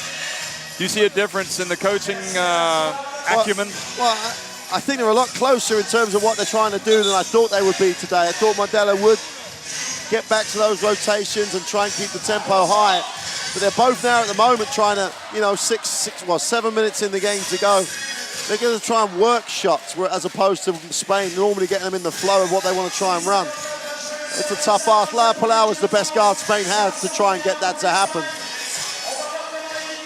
It must be killing Amaya Valdemoro not to be out there. Wow, and I would say the same thing about getting her in for Torrens as I do about Little. 2-3 minutes could have been vital. It's too late now. It's a tough ask to try and rotate people now. Valdemoro's last EuroBasket, last summer with the national team, as well as Elisa Aguilar's. And the same for Edwige Lawson-Wade of France, and we think in Dongue. Well, wide open. She hits it. Surely, if there's any player on the floor for Spain, you cannot leave Sandrine Gruda open with the type of form that she's in today. Well, that spot's got her name on it, that extended elbow. She's been knocking it down, and Spain went very passive that possession defensively. Torrens for 3. And Little came over the back. They call it on Jargai's free throws. No, it's a foul on Sandrine Gruda. Boy, I didn't see that. But the referee was right there. Watch. She stuck her arm out, so you can understand why she called it, but it's a bit unfortunate. She was trying to really establish her control, I think, more than anything else. It's a tough call.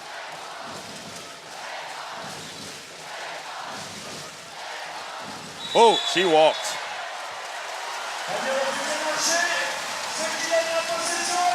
When you have the mentality of Albert Torrens and you're tired, and here comes the Valdemoro. Valdemoro coming in for Torrens. Yeah, well, we talked when Celine Dumerc came in about stages of set, and situations like that. Could you script this any differently, any better, if Valdemoro comes up with a great performance right now? Well, it certainly would be good for Spain, but not for France. And the foul Yakubu wanting to unsportsmanlike, but it's not called. And France have 5 fouls, and now Spain have 5 fouls. And that foul was committed by Valdemoro. It's one of those games, Jeff, and just when you think Spain have momentum, yeah, a couple of threes, they build a lead, and then France stop them and claw their way back into it. Well, I think Spain have done a good job not playing their game. I think this is France's how they'd like to play. And Spain clearly want to run, but they can't because France are just too good defensively. The Yakubu free throws ties it up. Little's been really quiet in the second half compared to the first half. Valdemoro gets it inside to Nichols, and she is fouled by Yakubu and will now take a couple of free throws. It's always going to be, it's executing and making decisions under pressure. And like Laura Nichols is in the corner with nowhere to go, you don't have to rush out at her. And it's decisions under pressure now, both teams. And Nichols plays with Rivas Acopoulos in Spain. She's played in these major tournaments with her national team, and she makes the first free throw. Looks confident, looks smooth. And she, obviously with Cindy Lima out of the game, now that experience is needed.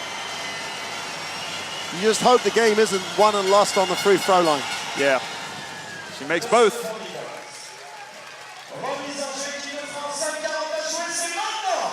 Still waiting on Celine Dumerc to come up with a big play. The free throw percentages. Dumerc runs baseline. It's the Spain in the zone, yeah. Yep. That's a big call. Good challenge by Palau. That's a great challenge. And the zone forced Screw to like that extra 2-3 feet outside, and Palau really chased it down. Now Jargai spins over to, great defensive play from Celine Dumerc. Now on the open floor, no look bounce pass to Gomis. Great job from Gomis to chase that down.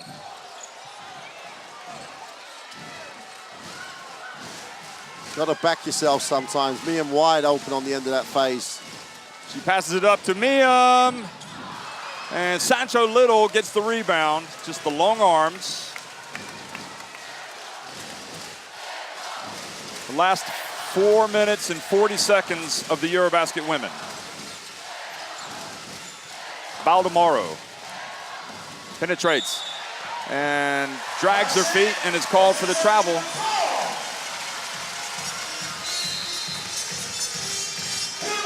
Unless they've moved the defense, that penetration isn't there because they're just all with us still. Yeah, that was a great call. I mean, Valdemoro dragged it just a little, but enough. Amman did a great job staying with her and meant she never got turned.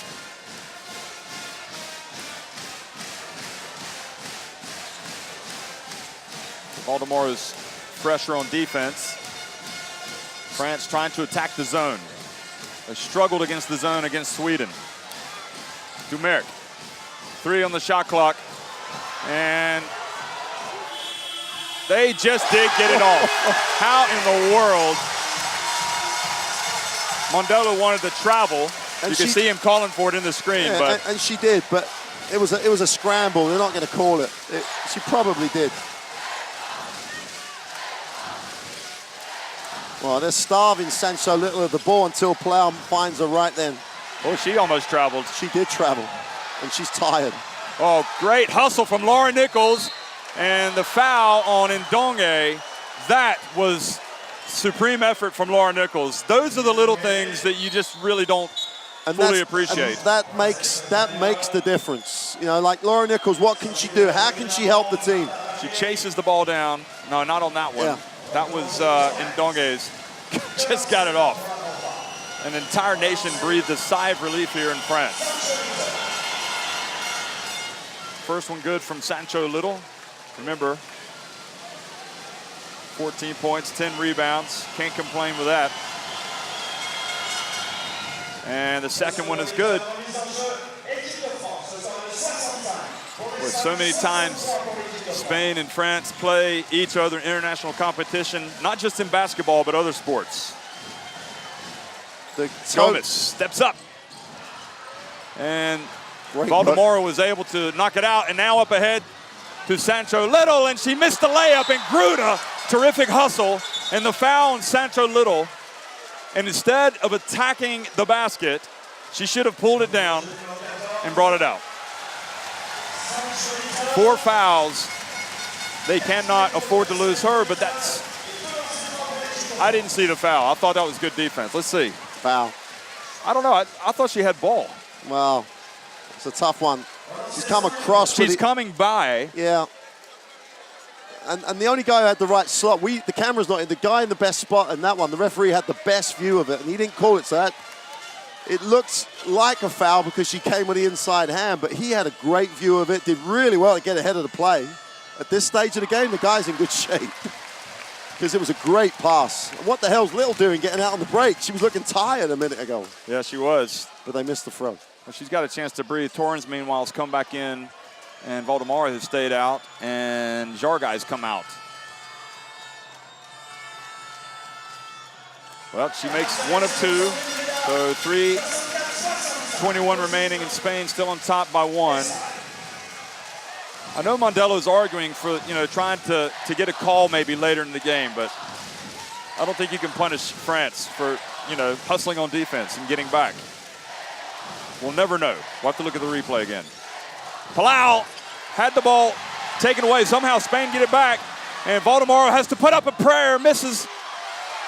And Valdemoro gets it back, kicks it back to Torrens. She penetrates, wraps it around the Little, who goes up and gets a chance for a 3-point play. What determination and perseverance from Spain. Valdemoro's struggling.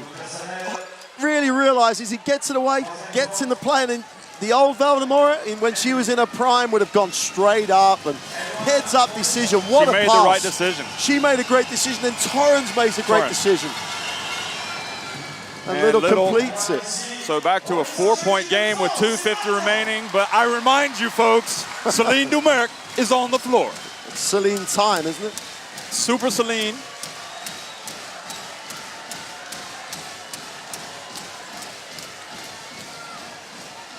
The interception by Valdemoro. Well, she might not be scoring points, but she has been absolutely Can't we just stop vital. it now and Yeah. give both these teams gold medals? It's not going to happen. Somebody's going to celebrate and somebody is going to be deflated. Torrens with 5 on the shot clock. Goes to work. Over to Palau for 3. Off the back of the rim. So they dodge a bullet. Boy, they would have settled for that with Palau getting the open look. 2 minutes remaining. See how France react. Spain still in the zone, the 2-3 zone. Surely Celine Dumerc is going to put it up and in! Look at it! Celine Dumerc stands up to be counted. She's not afraid of this situation.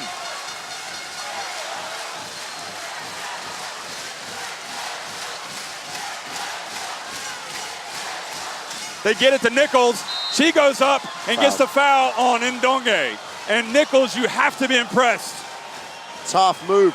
And I'll tell you, the other thing is, Lad Palau has been here, done it, and all those things as a decision-making point guard. The stars out on the floor, and look, Nichols made the best cut, had the best option. She didn't hesitate, led her with a pass, and created the opportunity for her. And yet again, Dumerc, though. I mean, what can you say? Goodness gracious. And we're almost like Celine time. Yeah. And what does she do? She delivers again. She delivers in Celine time. She's an absolute. They should just put a statue of her right now, somewhere. Well, it's a. Yeah, for a second there, the scoreboard said 69-67. They thought she was making the free throw. Oh, she missed both. Well, Nichols had made 2. Now she misses both. The free throw game. France with a chance to go back in front. 1:17 remaining. Gruda. Miam. Open! And Little soars up for the ball. Over to Torrens. 1:06 to go. Boy, I thought that was in. France had an opportunity. Spain, I think they would have settled for this position before the EuroBasket women. The same for, well, France would probably rather be winning. Torrens floats in, no good. France get it back. Well, France, will they go inside? Spain back into a man-to-man defense. Dumerc, they get it to Ndongue, she misses. Over to Torrens, and now Palau back to Torrens. 28 seconds to go. Oh, and Laia Palau just got over in time.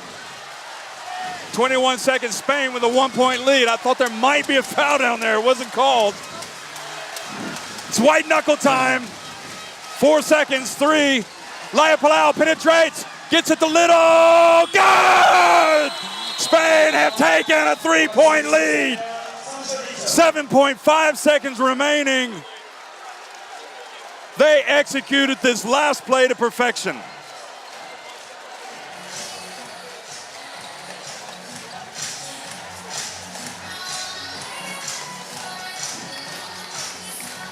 Okay, Vincent has what, 7.5 seconds to go. He's got Celine Dumerc. And Maya Vodomoro right now is crying, folks. She knows her team is so close to getting that gold medal. France, however, have 7.5 seconds left, and I would not bet against Celine Dumerc in this situation. And he's going to put Lawson way back in the game. He's got to go early enough to give themselves a chance to get the offensive rebound, because in that situation, if Gruder or whoever else can go up, there may be the foul. But you know Mondello's saying that, box out, one shot, or does he? Foul, send him to the line for 2.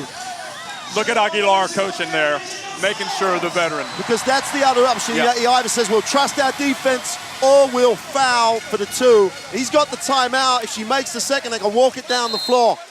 You know, you'd love him to say, let's trust our defense. But he's got those options. You'll know straight away what he's going to do. You think France, what are they looking for, the 3? Well, I don't, if they go inside, Spain are going to let them have it. Mondello will call the timeout and they'll walk it down the floor. So either way, Mondello's in charge of this situation now. If you're France, you've got to go to what's worked, and unless Spain really take it away. Look at the Spain fans. Casas. There's three three-point shooters out there and Gruder, and you wouldn't bet against Gruder making anything. Well, they were going to put in Casas and Ovinia. Now they're not. No, they got to have to make a change. He's going to bring in Valdemoro. Ovinia and Casas are like, what are you doing? So they're going to inbound it after the timeout, so they've got plenty of time. And now Pierre Vincent wants to call a timeout. Yeah, he's going to take another one. He knows. He wanted to see what was going on there, because Mondello tried to play the game a little bit. Listen, these referees are doing a good job. Oh, yeah. And Very good job. The great thing about the official then is she made absolutely clear. The Romanian is, anyway. I'm telling this to former France international Audrey Sauret, who's sitting to my right, the lovely Audrey Sauret. 23 points for Sandrine Gruder. Well, like Jeff, we were rushed briefly talking about those options. If Spain want to, they'll let it. If they can't steal it on the inbound, they'll let it come in and foul. That's a 2-shot situation. They'll shoot it. He'll take a timeout, and we're all the way back down here. That's one way of playing it. Or he can just trust his defense. And the worst case, then he's in overtime. Even if Dumerc or whoever takes the shot and makes it. They can't leave it too long. They can't pass up an open one. So Mondella's still got the insurance of a sideline possession right down here with a chance to win it, even if they make the 3. And he's got to do that in the heat of the game. That's why these guys are so good at making those decisions at these moments.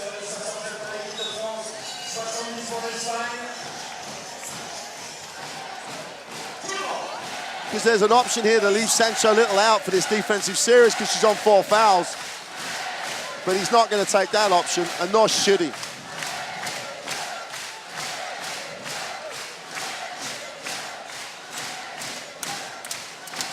I'm not sure I would bet against France here if they do get the opening for the 3. The dramatic final, 7.5 seconds here.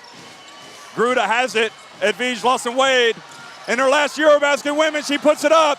Gruda puts it up, but that's not going to be enough. France have lost 70-69. Spain celebrate their first European title since 1993. Unbelievable scenes. Edwige Lawson-Wade took the three. It didn't seem like it was the ideal shot. She had to take it. It was a tough shot. And Spain are celebrating. They've basically ruined the party here in France. Well, we've said all along. For the French fans, anyway. Oh, for the French fans. You know, someone going to come and ruin the party, and unfortunately for the home country, they lose in the last moments of the game. And Jeff, there's loads of heroes and stuff out there, but you've got to feel the emotion of Valdemoro. And what a contribution. It's not the points or anything she's done in the past. It was a heads up and effort that gave Spain the opportunity to get the extra possession. Well, they've won it. They've been waiting a very long time, folks. France have been in this gold medal position themselves before in the past, but only one of these two teams can win it. And I have to tip my hat off to both teams. I mean, they just played terrific basketball. There were a lot of people thinking that Spain were going to come in, to be quite honest, and really rule the roost here. For Spain, for France, really, they're on a high still. Their program is still an elite program, but only one of these programs can win it tonight. And that sums up this tournament. There are Turkey, lots of great programs. Sweden announced themselves. So two great programs come up with a one-point game. We can't give the gold medal to both teams. And there is so much emotion with that Spanish lineup at the moment. Great coaching job, great performance across the board. Spain announced themselves at this moment as the best team in Europe. Sylvia Dominguez, I mean, all the Spanish players are crying because, folks, you got to remember, they were crying at the end of their last EuroBasket women game as well back in 2011 because they got knocked out before the quarterfinals. Jose Luis Saiz, they're the Spanish Federation president. Laia Palau, Amaya Valdemoro, I mean, Torrens, truly one of the real stars now of international basketball. There's no question about it. You know, they came close in 2007 against Russia, and Valdemoro could not have written a better script for her exit, as well as for Aguilar. Look at the final stats. Spain, they ended up hitting some very big three-pointers. Well, you've got to credit, we said it would come down to their defense more likely on the 18 turnovers. Everything else is, you know, the better shooting percentages sit with France, but the 18 turnovers probably gave the Spanish team enough opportunities to just get the one-point win. Sancho Little dead on her feet as we see the scorers with Torrens with 21, Little with 20. Sandrine Gruda could not have done any more to try and get the win for France. It's just really the trophy. France won this at home in 2001. They won it in 2009 in Poland. They got the bronze medal a couple of years ago. And I really think it's more of a case of, you know, you just can't win them all, basically. And Spain have been overdue, let's be honest. They have come so close in the past, and they really they couldn't play their game tonight that they wanted to play, but they stuck to their guns, and they really, I think, challenged France on the boards. Mondello did a great job with his decision to get Lima into that starting lineup because I think it really gave them the foundation to go on and have a great game. I have to wonder, I'm not sure, it seemed like France were almost slightly reluctant to get Dumeric, let her take over the game at the end. Well, Spain did on the last possession, Spain did a great job stopping again. Lawson-Wade came off looking. But they did a great job on this side of the floor, stopping the pass going to Dumeric.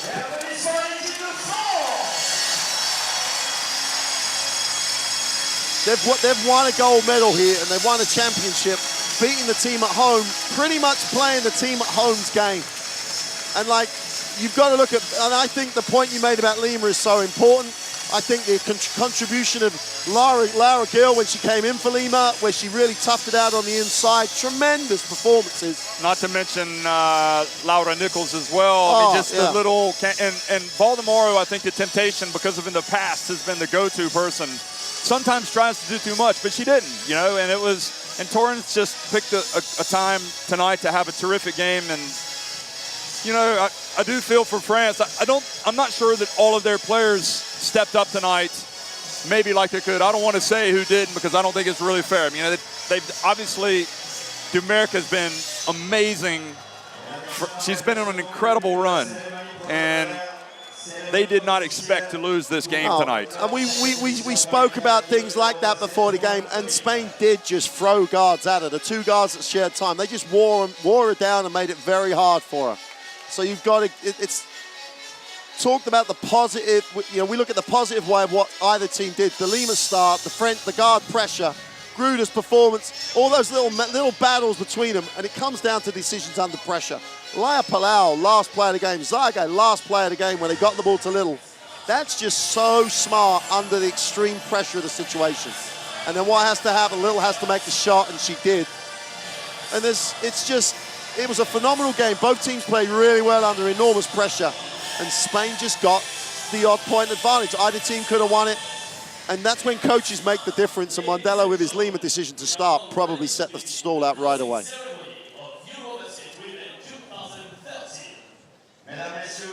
I do feel for Sandrine Gruder. She was amazing tonight. Well, we're gonna begin with the closing ceremony now for the EuroBasket women, and Turkey, you're being welcomed on to the court. They're going to stand behind the podium, obviously the bronze medal winners.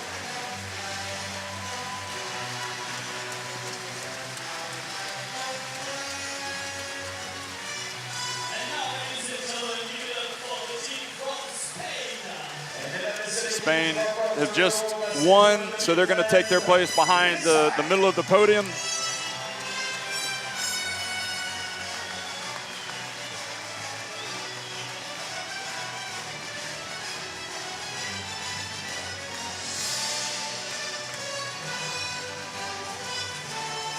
Jeff, while we're waiting for Spain to join Turkey, you mentioned in the commentary there that Valdemora was already in tears. Oh yeah, she was, with 7 seconds left, she could feel the opportunity was there. And you think back to that silver medal performance where she was the MVP, floods of tears at the end of the game for all the wrong reasons because of the loss and everything. If you're going to go out with a game like this. What a servant, what a great ambassador for her country and game.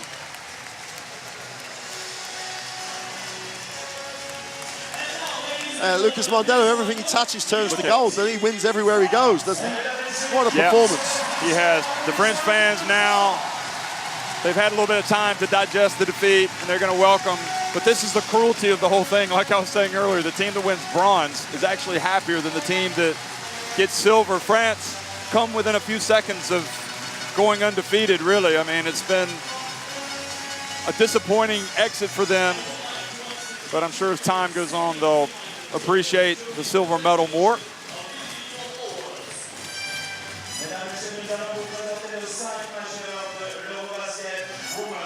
So now we're going to shortly have the all-tournament team presented. It's been determined by media voting. Proud sponsor of the all-tournament and MVP awards is Tissot. And Yvonne Manini, the former French Basketball Federation president, now the FIBA president. And the president of the local organizing committee, Jean-Pierre Honkler, is going to be involved in the awards ceremony.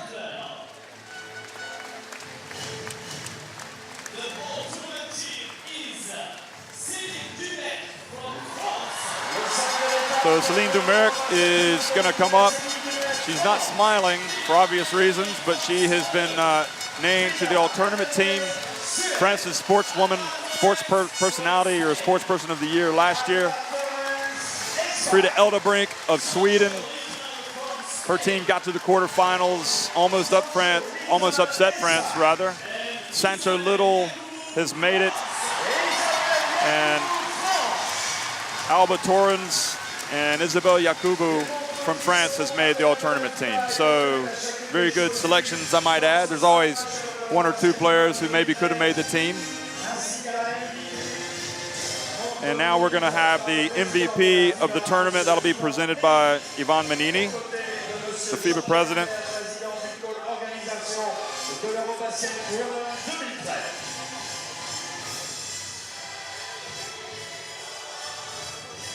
I think they got the selection right, really. Elderbrink was fantastic. So pleased to see Elderbrink in the all-tournament team. And I'm really happy for Yakubu because she has worked hard. Well, she's also someone that really has engaged with this crowd every single game.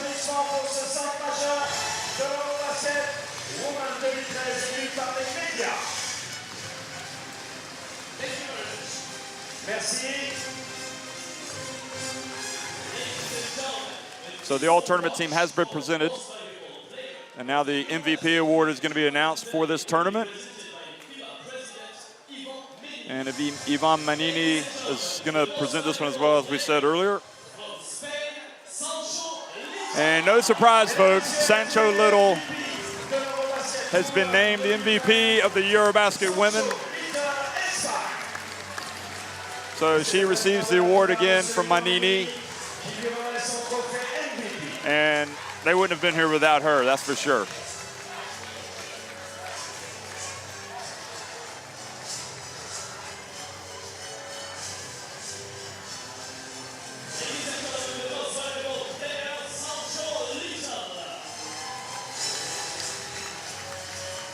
So Sancho Little wasn't at her best 2 years ago, but definitely at her best right now. Now, don't be surprised. We're going to have a moment here to recognize somebody else who's wrapping up her career with France tonight.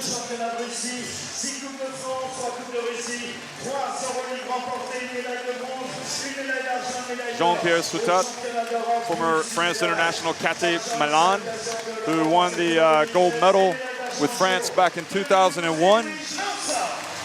And they present the flowers to Edwige Lawson-Wade, who took that last shot, really, to try to win it. I think the memories of such a long time with this national team coming back, and obviously it's a hugely important part of her life. Well, won the gold medal previously. I mean, it's just an unbelievable career that she's had all over Europe, club-wise, and with the national team.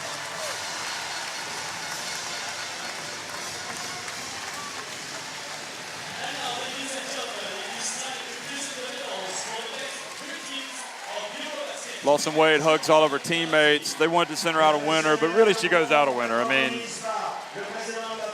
Valdemoro as well, wrapping it up, Lisa Aguilar. But Lawson-Wade, the much-loved France international, getting the hugs and kisses. Now Turkish Basketball Federation president, Turgay Demirel, is here.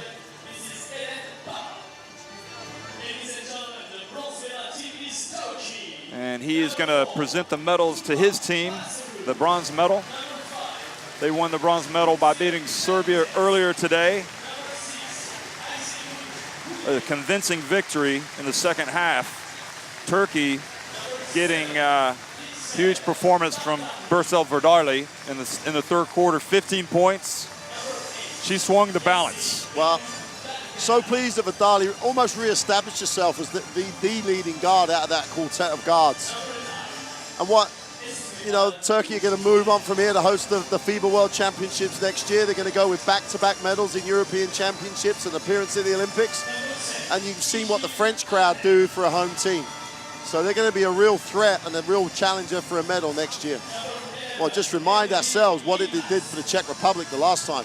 They are tremendous home support, and they've got some talent here and some young players that may well replace some of these players and push for selection. So Turkey's going to be a strong contender the end of next summer when they host the World Championships. Palazoglu and Sazievegan, 2 kisses from Demirel, who is a former player himself, obviously. There'll be hope in the men have some success at the EuroBasket. Ceyhun Yıldızoglu has been the coach of this team since 2007. And nice to see all of the coaches being recognized for their work. So that was Tugba Palazoglu, Tuke Kanates, Gune, Vadarli, Dalgalar, Tunkler, Albin, Yilmaz, Chirac, Hollingsworth, Juanitra Hollingsworth, Sazi Vegan, and Kaglar, or Shaglar, excuse me. Jalar for Turkey.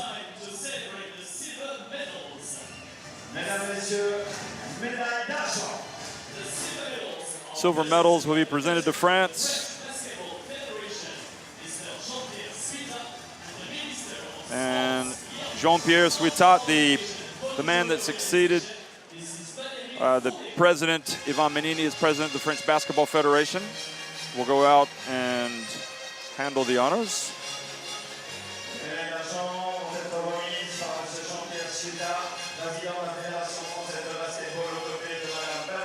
Really is. The French cannot hide the disappointment. They've been on such a high for so long. And the crowd will obviously give them a huge cheer, Jeff. Yeah. Hopefully this is going to lift their spirits. Because they deserve it.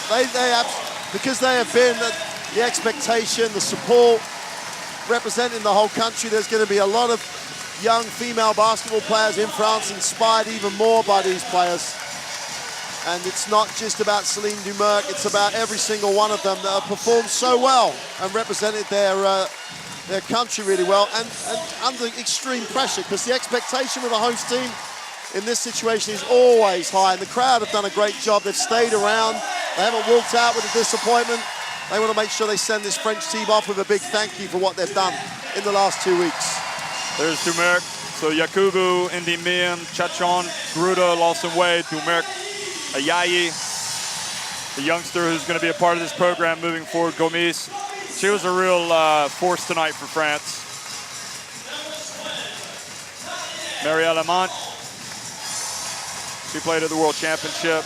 Gail Skrella, making it into the team this year for the first time. Emmeline Ndonge is next. And Anel Lardy, who didn't get in tonight. She hit some big shots the other night against Sweden. The French band and Pierre Vincent has been a great servant for this country. And obviously the disappointment just really too difficult to accept now. Francois Brisson, Valérie Garnier, and Thierry Moulek, also the assistant coaches of France, getting their medals. And now we're going to see the gold medal winning Spanish national team get up on top of the podium. We've seen the disappointment from them for so long, this women's team, in terms of coming up short of the gold. They finally had their breakthrough summer.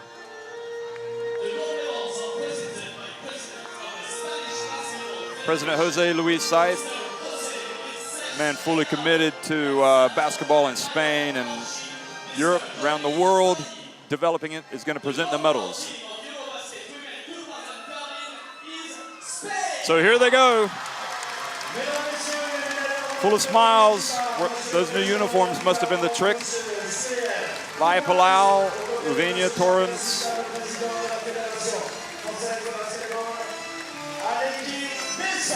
And Laura Nichols, Cindy Lima, Silvio Dominguez.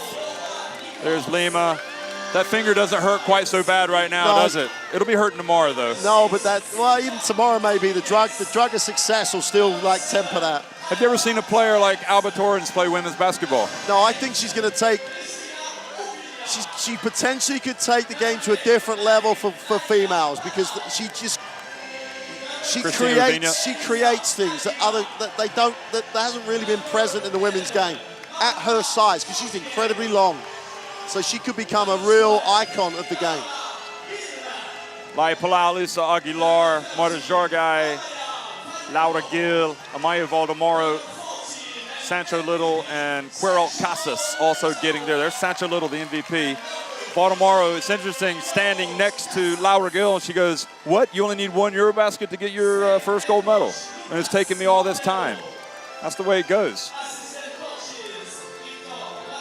Lucas Mondello pulled all the right strings. Victor La Peña and Isabel Sanchez, the former national team player, and all the rest of the Spanish staff that have helped out and made this a gold medal winning summer.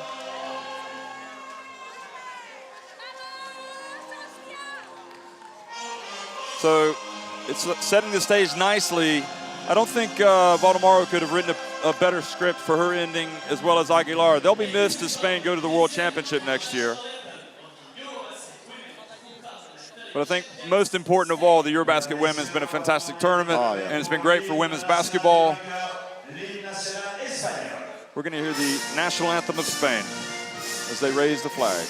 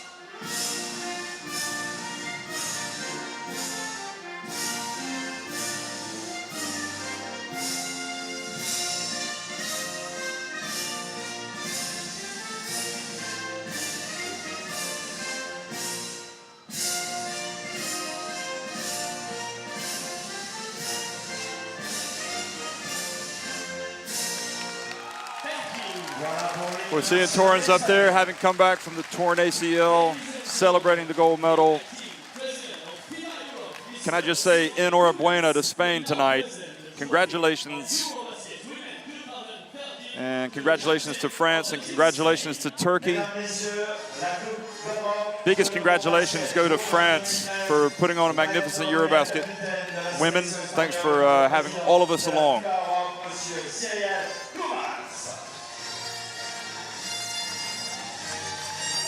And the two veterans, the captains, Valdemar, Aguilar, are going to receive the championship trophy of the EuroBasket women. And perfect situation for Spanish basketball, for the Spanish women. Spain will be hosting the FIBA World Championship for men next year, or the FIBA Basketball World Cup next year for men. So this is not going to hurt as they build momentum for that. And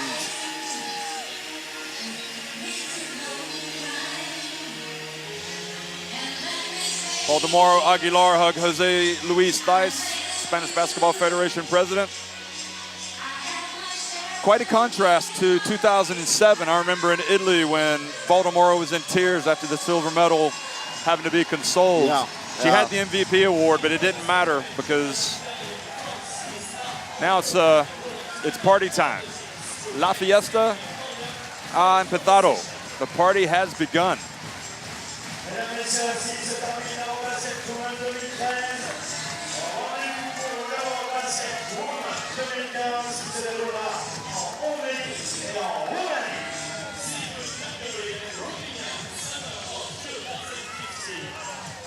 Champions, EuroBasket women, it says it all. Unbeaten, undefeated, but man, did they have to pull out all stops, Mark. Any closing comments from you? Well, two things. Firstly, that they were the best all-round team, inside, outside, everywhere, rightly, and there's too good a story. It's a great story. So that's great, and it's a tremendous, absolutely tremendous achievement by them. The second thing, echoing what you said, the French organizers here have done a marvelous job. The crowds have been phenomenal. The atmospheres have been great. And for me, that's my lasting memory of this, that the people of France in these arenas or wherever they were staged came out and supported this tournament. How about for you? Well, it's been a pleasure working alongside you, and it's great that women's basketball gets this type of exposure, and that both of these countries, all of these countries, really, if you look at it, Turkey, Spain, and France really put a lot of investment, energy into basketball, and this is the end result. And I know that there have been some other teams at this competition that also aspire to be on the podium, and it's great. It's great just to see. It's going to be great to see my family. I've been away for quite a while, to be honest. Yeah, likewise on that one. Likewise on that one. But is just the thing you see at the end, isn't it? There's so much work that goes on. Spain, Turkey, and France, great age group programs, develop great programs, have great leagues, and this is the icing on the cake, and that's why it looks so good. Ball tomorrow being tossed in the air. The outgoing heroine of Spanish basketball. She'll stay involved without question. Now they're going to do Elisa Aguilar, I guess, and she'll be a little bit lighter. Here she goes. That's a little bit easier. As long as no one drops that pass, you know. Don't drop the player. Spain, EuroBasket women gold medalists, 2013.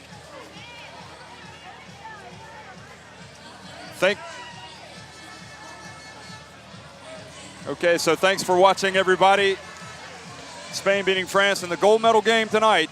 A thriller, 70-69. Sancho Little, the MVP for Spain and of the tournament.